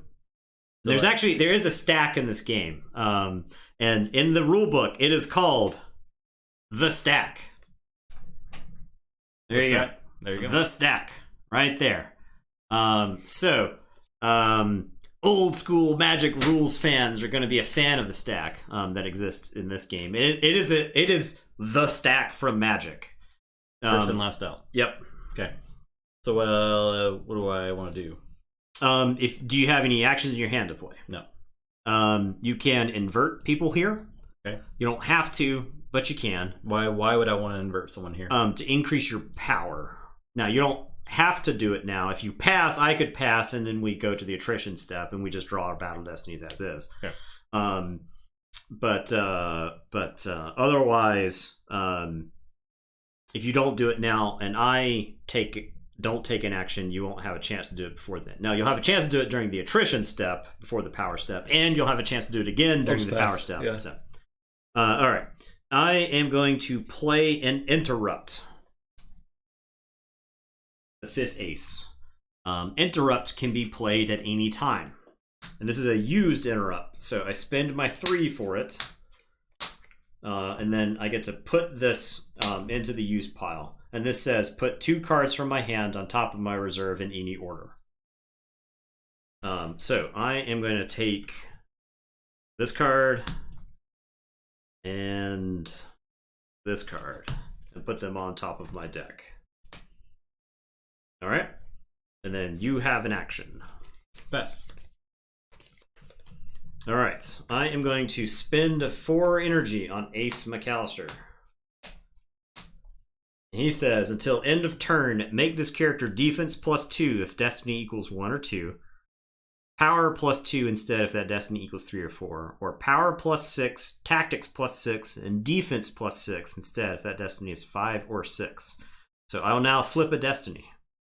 It is a 6 because I put it there. So he is now bigger. He is 7 power, 7 tactics, 11 defense. It is your action. So I can put 2 cards from your hand on top of your use pile in any order this character is immune to attrition until end of turn. That is correct.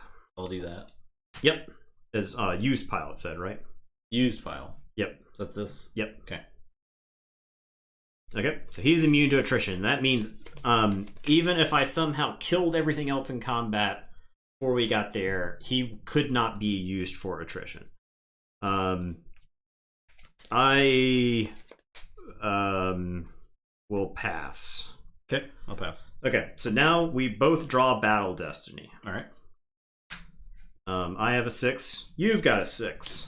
All right, so we can, during the attrition step, take effects now if you want. So this is actually a triggered effect. It says each time you reveal a card for Battle Destiny during a site battle here, I could pay 1 energy, and I will. If you do, make that card's Destiny +1. So this is really a 7 for this, and I can only use that ability once. But yeah, so there you go. I've got a 7 right here. You have any actions, you can take those now. What, I want to use the guns now? You don't want to use the guns quite yet. Okay. Would I want to invert a unit right now? You could strategically use guns here. There are like break points, right? You're doing 6, so chances are I'm just going to have to like lose this boxer to it. But you could like strategically shoot something to force me to lose something else to attrition. Right? Like if these guys totaled 6, or if I had like 2 3s, you could like shoot a 3. So that way I would lose like the other 3 or something. I don't know the full extent of it, but yeah. Well, this one lets me like make you pay or lose 2 energy. Yeah. It's not bad. I'll wait till you tell me to use a gun. Okay. I'll try to use a gun. When I start blasting, that'll be the cue for you to start blasting. Right. So, okay. So, attrition step. I'll see which order we lose. I think it's the first player, which would be you.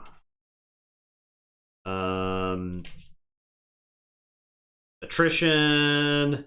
If your opponent causes you attrition. You must damage your ships or units in that battle. You choose to damage these cards one at a time until total defense of those cards equals the attrition your opponent caused. You can't damage more cards this way, although you can have like stuff spill over. All right. Doesn't actually say that, or I think it's first player. So I think you damage your stuff, and then I damage my stuff. So what do I do? You have to damage 7 defense worth of units. Okay. And they'll die after this? Yep, they will die. They'll still be in combat, but they will die without safety breathing. What does power do? Power is how we determine who does the most damage in the combat to the other person. You want the highest power that you can get in combat, typically. So could I invert something now? Yes, if you wanted to.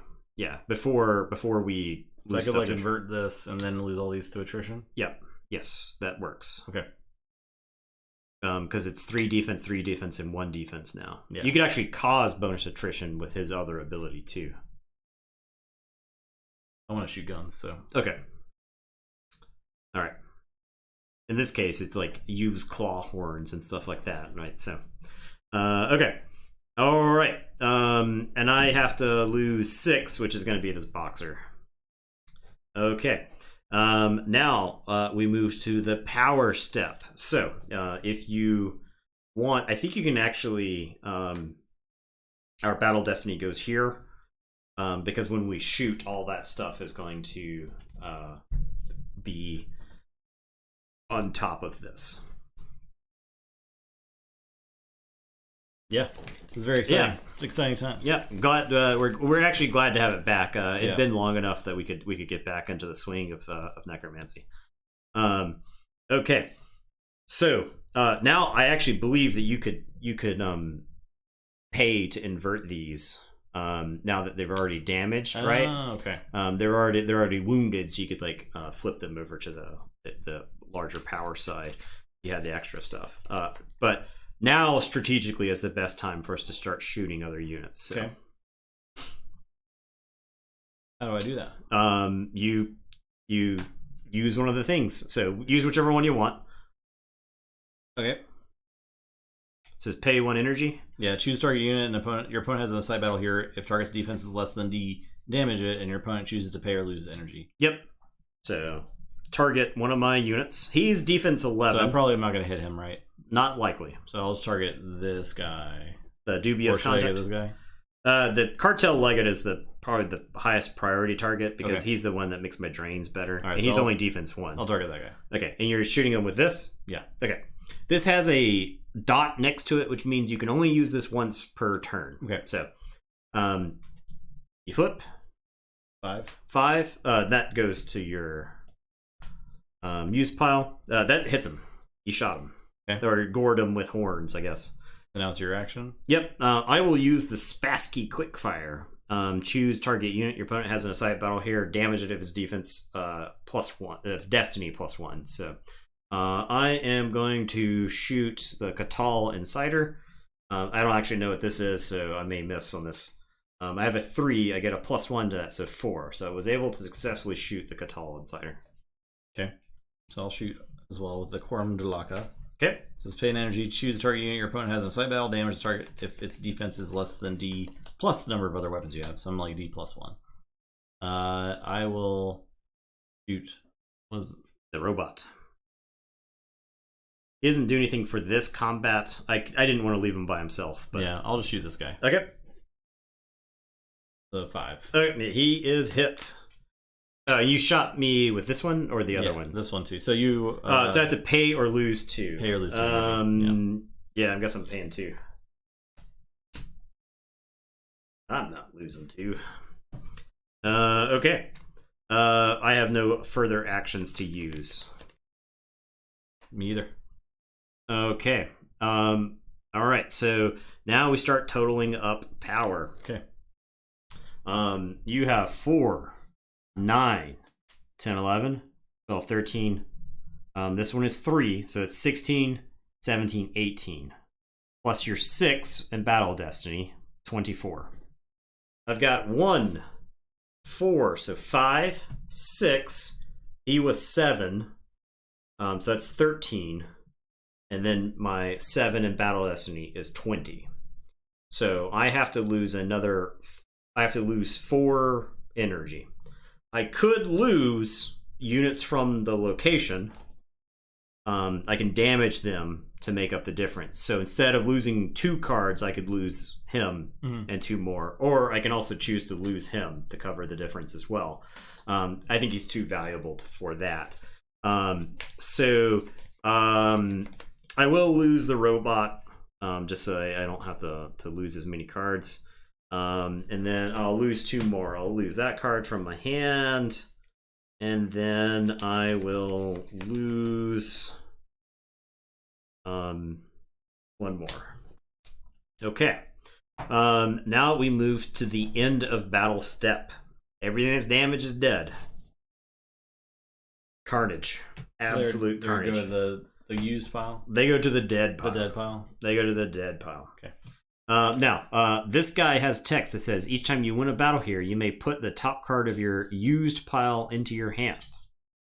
So if you want, you can draw a card. That's after they die, so I don't get the ability. Do I get that ability for the other guy that was here? Possibly. I'm going to double check real quick. Power step. 2 of those out, right? Your opponent compare total power now. The player with the higher total wins the battle, and tied neither player wins. So, yeah. And then at the end of the battle, all cards belonging to either player, all damage cards are destroyed. So that's before that. I could use both of them. Yes, so you can draw 2 cards there. So I could do this and this. Right, used pile. Used. This is lost. This is used. That's used. Okay. I'll draw those. Everything else is dead. This also says I can pay an energy if your opponent loses 1 energy, but you don't have any energy right now.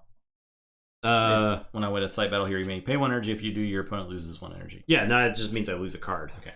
So you lose a card. Yep, you can do that. Sure. Now, if I attack you on my turn, you won't have any resources to shoot back. So if you can make me lose 1, but if you think I'm going to attack back, then you may want to save resources. It's up to you. Now, sure, I'll just save it. Okay. All right. That's my turn. Or that's your turn. Yep. It's your turn. So that's it. Okay. Both of our used piles go under. It goes to my turns back to the activate phase. So 1, 2, 3, 4, 5, 6, 7, 8, 9, 10, 11, 12, 13. Okay. All right. So, control phase. I don't control any locations. I am going to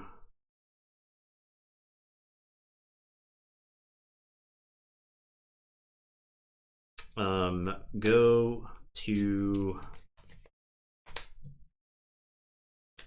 combat. Sorry, I'm going to go to deploy. I'm going to deploy.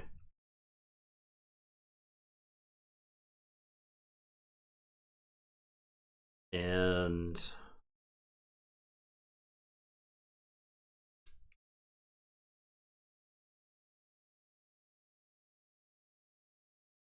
I am going to play the Racing Sloop, the Razor Jack, Plundering Bandit, and a Plundering Bandit. And then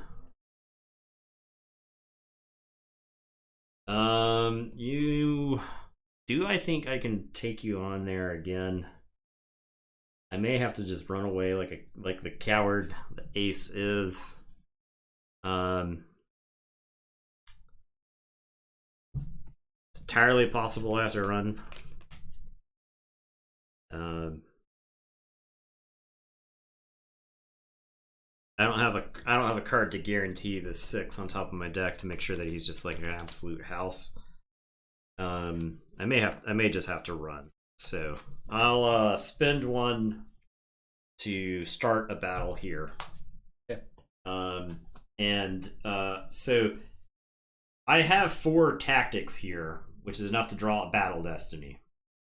But my power is 0 in all of these ships.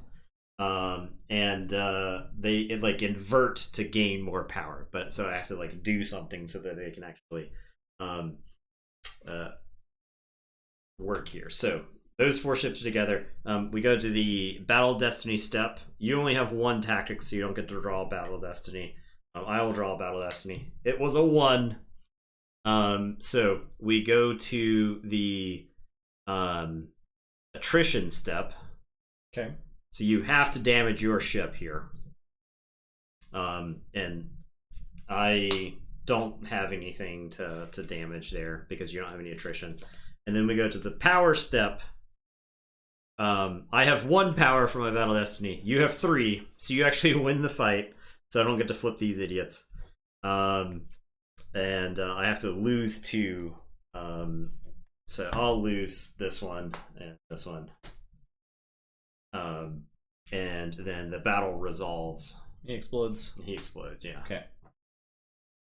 I am going to spend 1 to move Ace over to here to make sure that I don't get completely hammered by those.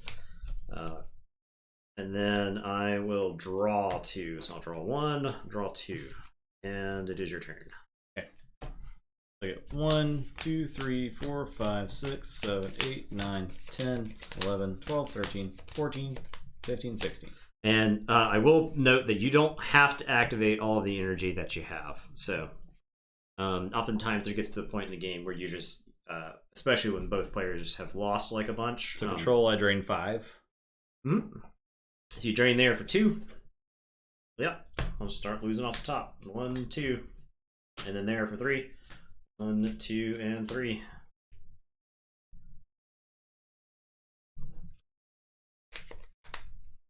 I'll play Alnak. Okay. Off 2. And when this is related site, if I was draining like an Alnak station, it's a related site, right? Alnak station, Alnak station? Yes. Okay. Or that's not a site. This is not a site. Yeah, this is sector okay. site. So I'll play him here then. Okay. I'll play Arnak for 1 as well. You can invert. At the end of the Battle Destiny step, at the end of the Battle Destiny step of each site battle here, make your Battle Destiny in the battle plus D. So you draw an extra card. Yeah, so you draw 2 destinies. That's pretty good. Yep. Okay, and then I will go to the battle phase. I don't have any battles, so I'll just start drawing cards. Okay. 1, 2, 3, 5, 6, 7. We'll just reload. Where's your reload? I'm done. Alright. I am gonna 1, 2, 3, 4, 5, 6, 7, 8, 9, 10, 11, 12, 13. I will drain here for 2.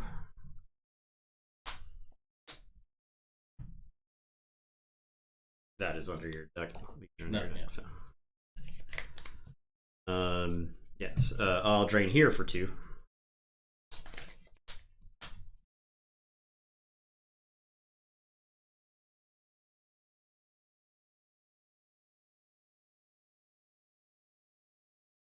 I think I can afford to gamble here. I'm gonna play Mechanic's Grip. So this says reveal the bottom card of my reserve. Note its destiny and put it on top of my used pile. If its destiny equals D, I can play a card, and if I do, it costs 6. So if this destiny is equal to this destiny, and they are, I get to play something for -6. I will play the Cloud Skipper right there. It costs 6. This looks like a spaceship, but this is a vehicle. This I think is bad art design. You should really have stuff that makes sense where it is. Right, this is flying through the clouds and whatnot. This is an order. Orders are distinct from interrupts. Interrupts you can play at any time. Orders can only be used during your deploy phase. So it's kind of like instants and sorceries and magic. So, all right, we won big on that gamble. So, 2, 3. I am gonna play the Gambler. Okay. He's a big dude. He's here. And he says you can lose a card at random from your hand to make it immune to attrition. And you can pay 2 energy to put a card from your hand on top of your reserve with him. And then I am going to spend 4, 1, 2, 3, 4 to play Starhawk, who's another named character. I think the very first story involves Starhawk. And each time a card is revealed for Battle Destiny in a site there, you can spend 3 energy to make that card Destiny +2. So we are going to go to combat. I'm going to start a combat right here. So it's Alnak, Arnakanak, and Starhawk the Gambler, and a generic ship, generic vehicle that is here. So we go to the Battle Destiny step. I'm going to spend 2 energy to put a card on top of my reserve. Okay. How much tactics do you need for a card? 4? Need 4 tactics to draw a card. To even get a card, I'd have to flip this guy. Yes. I guess I'll flip it. So it says lose 3 energy. That means I have to lose it, right? Yep. You don't. That's your activate pile. Yeah. So you may not want to lose from that necessarily. Okay. Because that's like fewer okay. things you could play on the next turn or draw next turn. So I can lose from my hand. you can lose from your hand 1 for 1, or you can lose from the top of the deck. Yeah. Okay. 2, 3. So I'll flip this guy. Yep. He's now inverted. All right. I have no further actions. Me either. Okay, so we draw our battle destinies. So I draw a 6. 6. You get to draw an extra one for our knack. 2. Okay. I will spend 3 to make my battle destiny +2. All right. So this is an 8. You have an 8. Attrition step. I have to lose 8. You have to lose 8. So I'm thinking. I just have to just do that, right? Yeah. Okay. Yeah, they're all damaged. Yeah, I'm gonna lose Cloud Skipper and Starhawk. Okay. And unless you have any actions. Okay, so power step. You have 9 power because he's 0, 1, and 9, and then I have 3, 5, 8, 12, and 8 is 20. So you have to lose 11. Okay.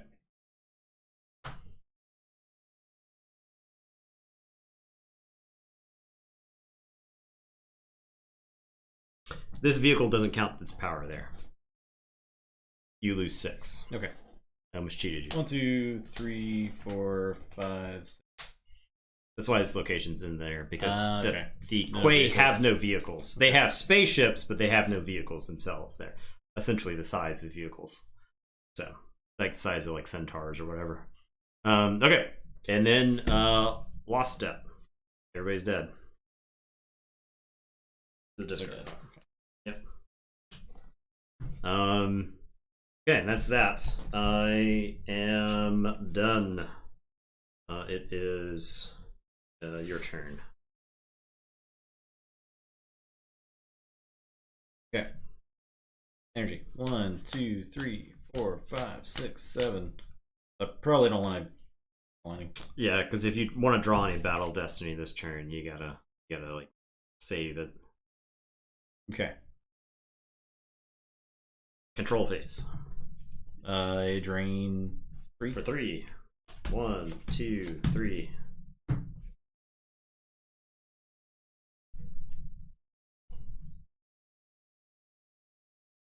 2. Okay.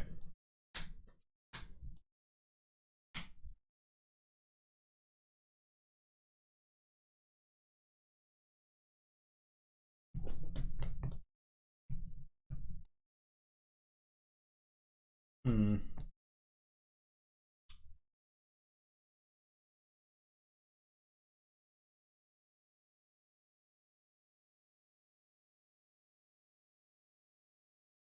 Strategically, I am now out draining you. So, these characters are sort of vulnerable right now. So you might be able to beat them up. The Gambler is going to be like a battle destiny. I have no cards in hand. So I can't play another unique guy, right? Another copy of the unique character. Yeah, is it another Kulak? Yeah, you cannot play another copy of Kulak. Okay.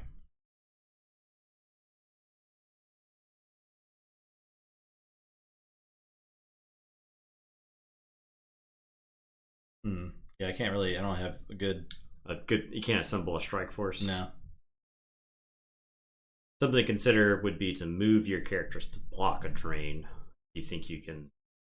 I can't play any cards from my hand, right? So it's not like I'm just going to deploy a bunch of stuff to like beat you up there.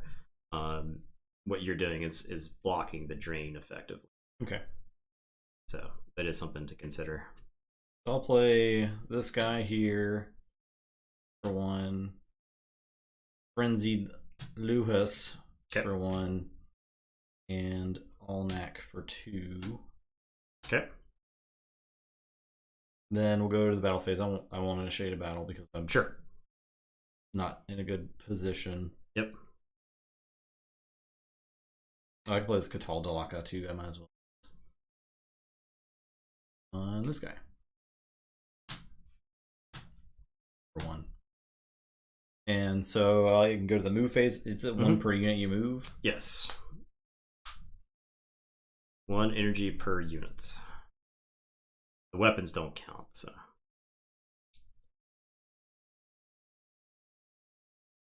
I'll just move Kulak here for 1. Yep. And that's it. Okay. I'll draw some cards. 1, 2, 3, 4, 5, 6, 7, 8, 9, 10, 11, 12, 13. I am going to activate all that. I will drain for 2.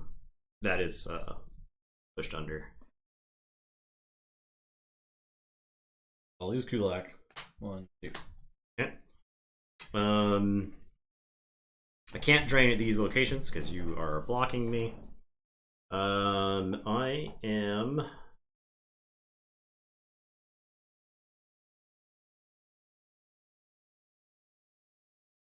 Or if I just spread out a bunch in space.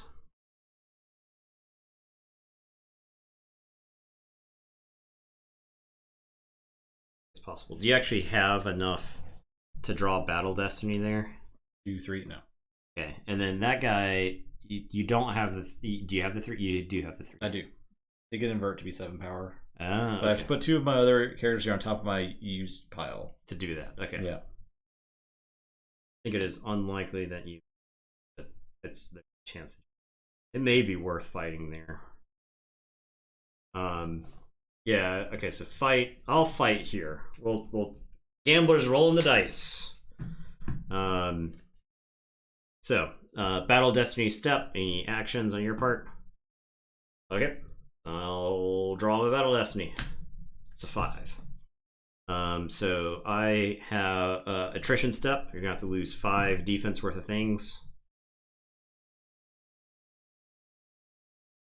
Oh, yeah. So I think you can actually invert him now. Yeah, so I could do that, right? Invert him.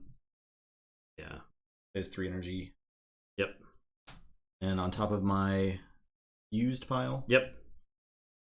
Okay. Invert him. Okay, so he goes up to 7 now. Okay. And so we go to power step. You now have 7 power. I've got 8, so you have to lose 1. Okay. So that would let you move units during your deploy phase.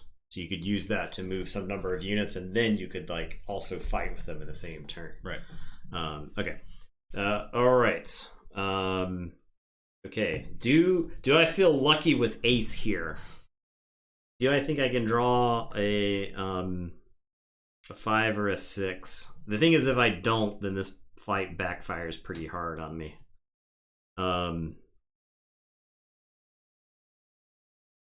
know what? We're here to gamble. We'll start a battle there. Okay. I'll spend the 4 energy on ace. 1, 2, 3, 4. And it's a 6. Alright, so he goes up to power 7, tactics 7, defense 11. Battle Destiny. I can't make him immune to attrition, so we'll both draw Battle Destiny. I have a 2. You've got a 6. So I neither of us are immune to attrition here. I could make him immune if I put 2 cards in my hand on top of my deck. Yeah, you could. I'll do that. Okay. On top of my used pile. Yeah. Okay. So he's immune to attrition. Okay. I'll try shooting Kulak there. So do you have to take attrition or? Oh yeah. He's injured now. He is definitely, but he's gonna try to shoot him. Pow! Oh, I missed. All right, so I had a 2. So I had 9 power. You had 11. So I have to lose 2, and I can't lose him because he's damaged. So I'll just lose the top 2 in my deck. That fight backfired. So he's gone. That's back on top of your deck. Where does the gambler go? I think the gambler can just sit right here. I think that's fine. I think I need to spread my spaceships out.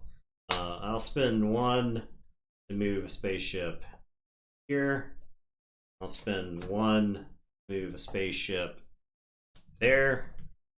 And I'll draw. I'll draw them one at a time. Draw. Draw. Draw. Draw. Draw. Okay. Your turn. Alright, so 1, 2, 3, 4, 5, 6, 7, 8, 9, 10, 11, 12, 13. Okay.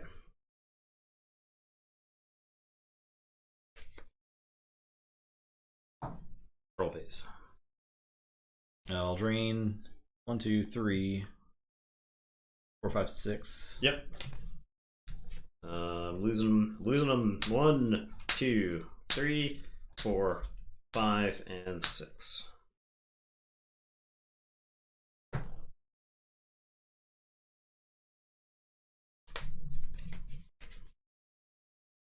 I'll play this Mauler here. Okay. Okay. I'll go to the. Oh, we can't move. Okay, yeah. So I don't think I want to do a battle. I'll just draw. All right. I guess I can move. I'll move. Now, when you're moving sites, you have to move like adjacently. Oh, so I have to pay 2 if I want to move here to here. Well, I think you can only move once per turn. I'm going to verify that for you. Okay. That's the way it worked in old Star Wars. I'm going to verify that it works that way in this game. In this phase, you may perform movements. There's no limit to the number of ships and or units you may move. Each movement costs you 1. You may perform a movement action with the same ship or unit multiple times. Okay. That is different than Star Wars. Star Wars was limited, but yeah, so you could move them multiple locations.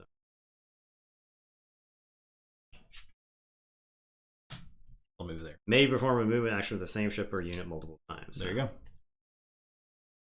I'll draw 1, 3, 4. I'm done. All right. I am going to drain you here for 2. That's...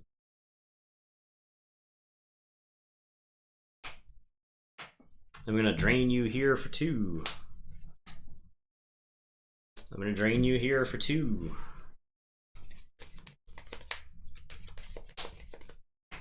Oh, I gotta activate. 2, 3, 4, 5, 6, 7, 8, 9. We'll empty it out. Empty out the deck. We're both running on fumes over here.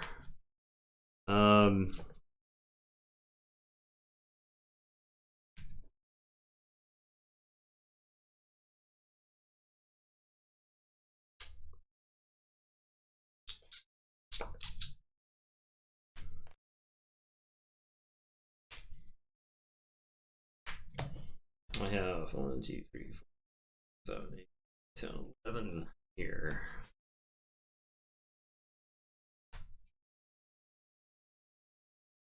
Do I play this character? I think I gotta block this finally. So I'll play the Razorjack there for free.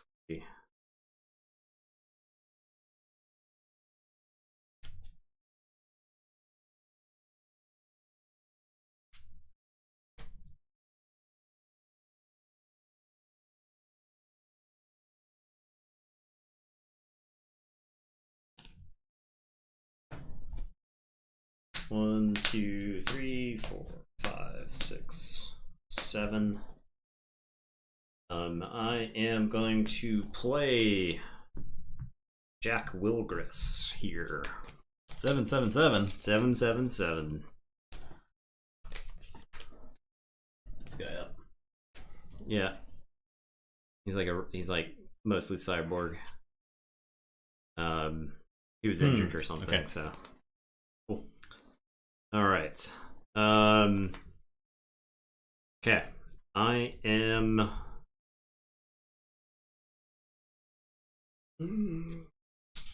gonna start a fight. Okay. Here. And yeah. So 777. So do you have any actions during the Battle of Destiny? You don't have enough tactics there. I don't have enough tactics there. So you do have enough. Oh, you don't have that. I messed up. Okay. I was considering playing, as I can actually use the Gambler here because this is an activated ability, even though he's not in like that combat or whatever. Okay. And I'll double check this real quick.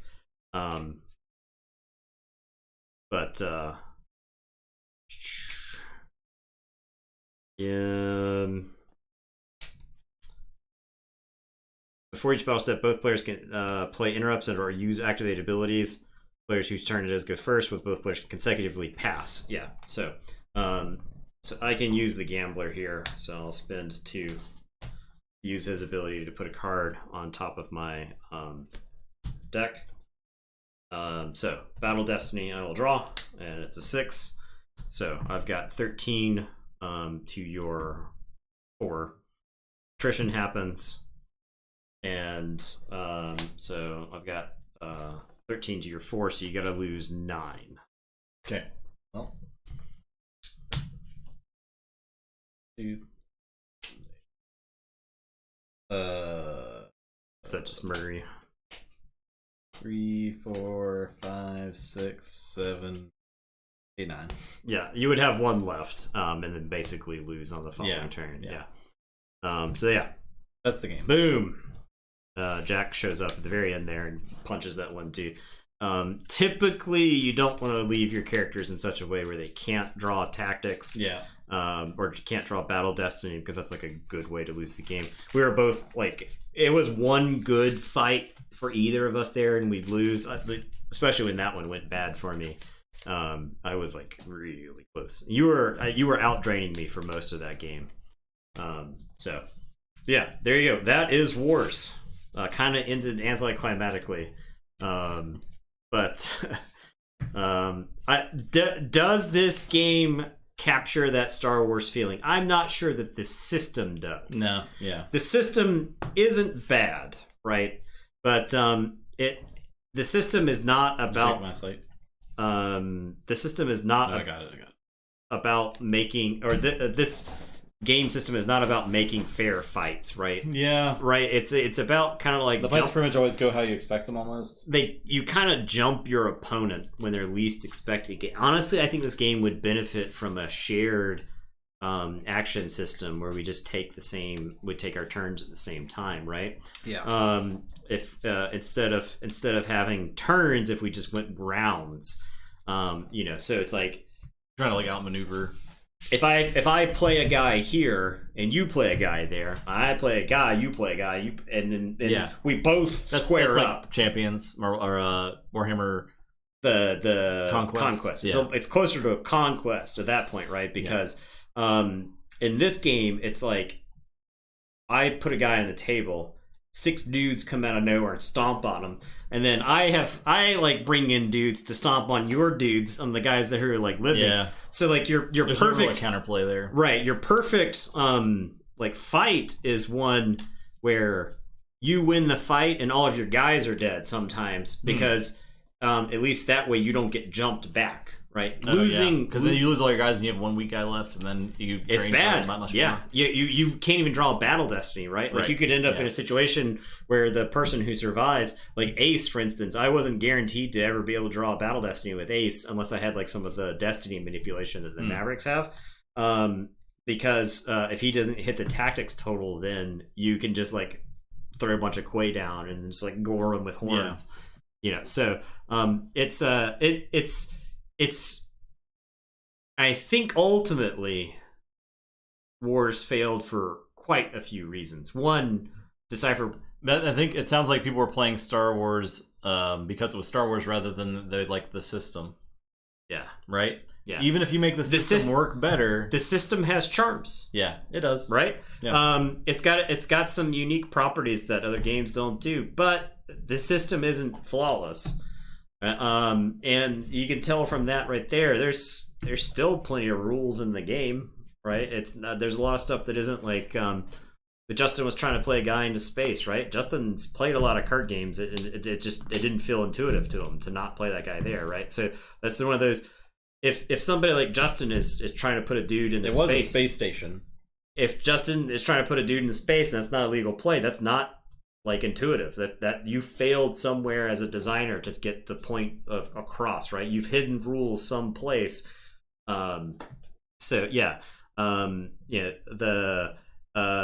It's a system that's got a lot of charms. The setting is not awful. It's an interesting system. It's not. There was a RPG printed for this at some point in like 2005 that I'd love to go check out just to see what was up with it. There's a lot to enjoy about the setting, but there were 2 sets and the game got canned. It went to hiatus. I don't know how bad things went. I mean, I played it in the day, and I hid this number from everybody. I probably played less than 10 total games. Wow. You bought a lot of it too, right? Yeah. Yeah, I bought multiple boxes when it came. I was like, I was self-sufficient at the time, right? So I wasn't paycheck to paycheck or anything like that. So I had a chunk of the game and to play with, but a couple of my friends played. One friend who kind of always wanted to play Star Wars but didn't really have the cards for it, he played this and played like 2 games and then just like never touched it again. Wow. And I don't know if it was like more of an indictment of the system or where we were in our lives, because about that time is where everybody started kind of like not just hanging out at the game store all the time, right? The game store became like a once a week thing as opposed to we were out there every day. So there's a lot that like changed for us personally, and Wars is not a game that is like convincing enough, right? Did you want to play more after we got done with that game? I don't really ever want to play it again. What about the Highlander? I would play Highlander again. See, yeah. There were things about Highlander I liked a lot. Yeah, and because the system, warts and all, has flaws, but it's got a lot of charm too. Yeah. And this right here, this game looks polished, doesn't it? It does. It actually has decent graphic design. Yeah. Like I said, it wasn't until the mid 2000s that graphic design was invented for card games. So this game looks good. I I don't think it's a surprise that this game actually failed. I think it ends up being a niche game for a specific type of gamer that had moved beyond the Star Wars card game at that point. Yeah. And it's interesting. Like you could maybe attach the Expanse franchise to this. And change the rules a lot. And change the rules, give them give them a makeover, and perhaps people would want to play it. But I don't even know if that would work necessarily. Yeah. So yeah, there you go. That's Wars. There you go. Ultimately, a failed venture by Decipher, obviously because it's on card game Necromancy. But it's one of those things where it feels like they put a lot of resources, they put a lot of effort into it. And I mean, it wasn't long after this that they rebooted Star Trek, and that only lasted a couple of sets. Lord of the Rings was not too long after, right? Lord of the Rings was going pretty strong during this era. Okay. But they revamped Lord of the Rings, I want to say in the late aughts. They had Dot Hack, they had some other stuff going on as well. Dot Hack, I think, ended up being a bad investment on their part. Locally, Dot Hack was very popular, but we ended up probably having one of the largest Dot Hack player bases in the country. It was wild. It was like insanely popular at our store. That's crazy. And like within 8 months, you could buy Dot Hack at bargain bin prices elsewhere. So you had people in the store who were just gobbling Dot Hack, and like I said, it was crazy, right? Because it was like the game with it only had a couple of sets. I'm not sure how many it had. It had some number, and there were like every player was at our store. So yeah. There you go. There you go. Hope you guys liked it. Thanks for the compliment there, Ethan. Glad you enjoyed. So what are we doing next week? Next week, I don't know. It's up to you. We'll figure it out. We got It'll be a surprise. We'll probably announce it in the Discord. Yeah. But I've got Call of Cthulhu, the collectible card game that I found back when it was like released in packs, not even LCGs.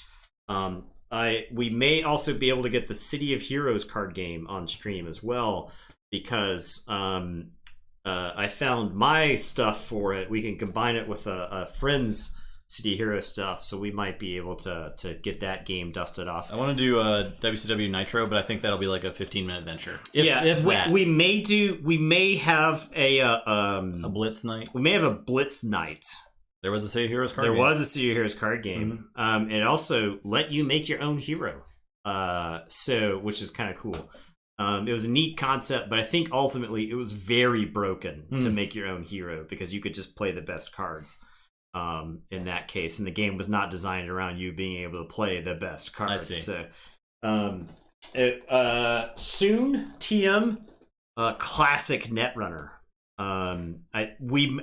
That may be a little bit easier to pull off. I've been putting it off because I didn't really want to like make decks for that game. I think I've got 2 decks that are together that we can just jam them against each other. It's an asymmetrical card game, but you'll forgive us to just play one game. One of us plays the runner, one of them plays the corp. Yeah. So you'll forgive us, I'm sure. But yeah. Anyway, right. Thanks for watching. We'll be back on Sunday for more G1, which I'm very excited about. Keyforge is back. Group A. That dead card game. Card game Necromancy, Keyforge. Sunday round 2. Nathan probably won't lose all the games this time. Hopefully I don't lose all the games and be in a terrible mood all night because of that. So everyone have a great rest of the week, and we'll see you then. Goodbye.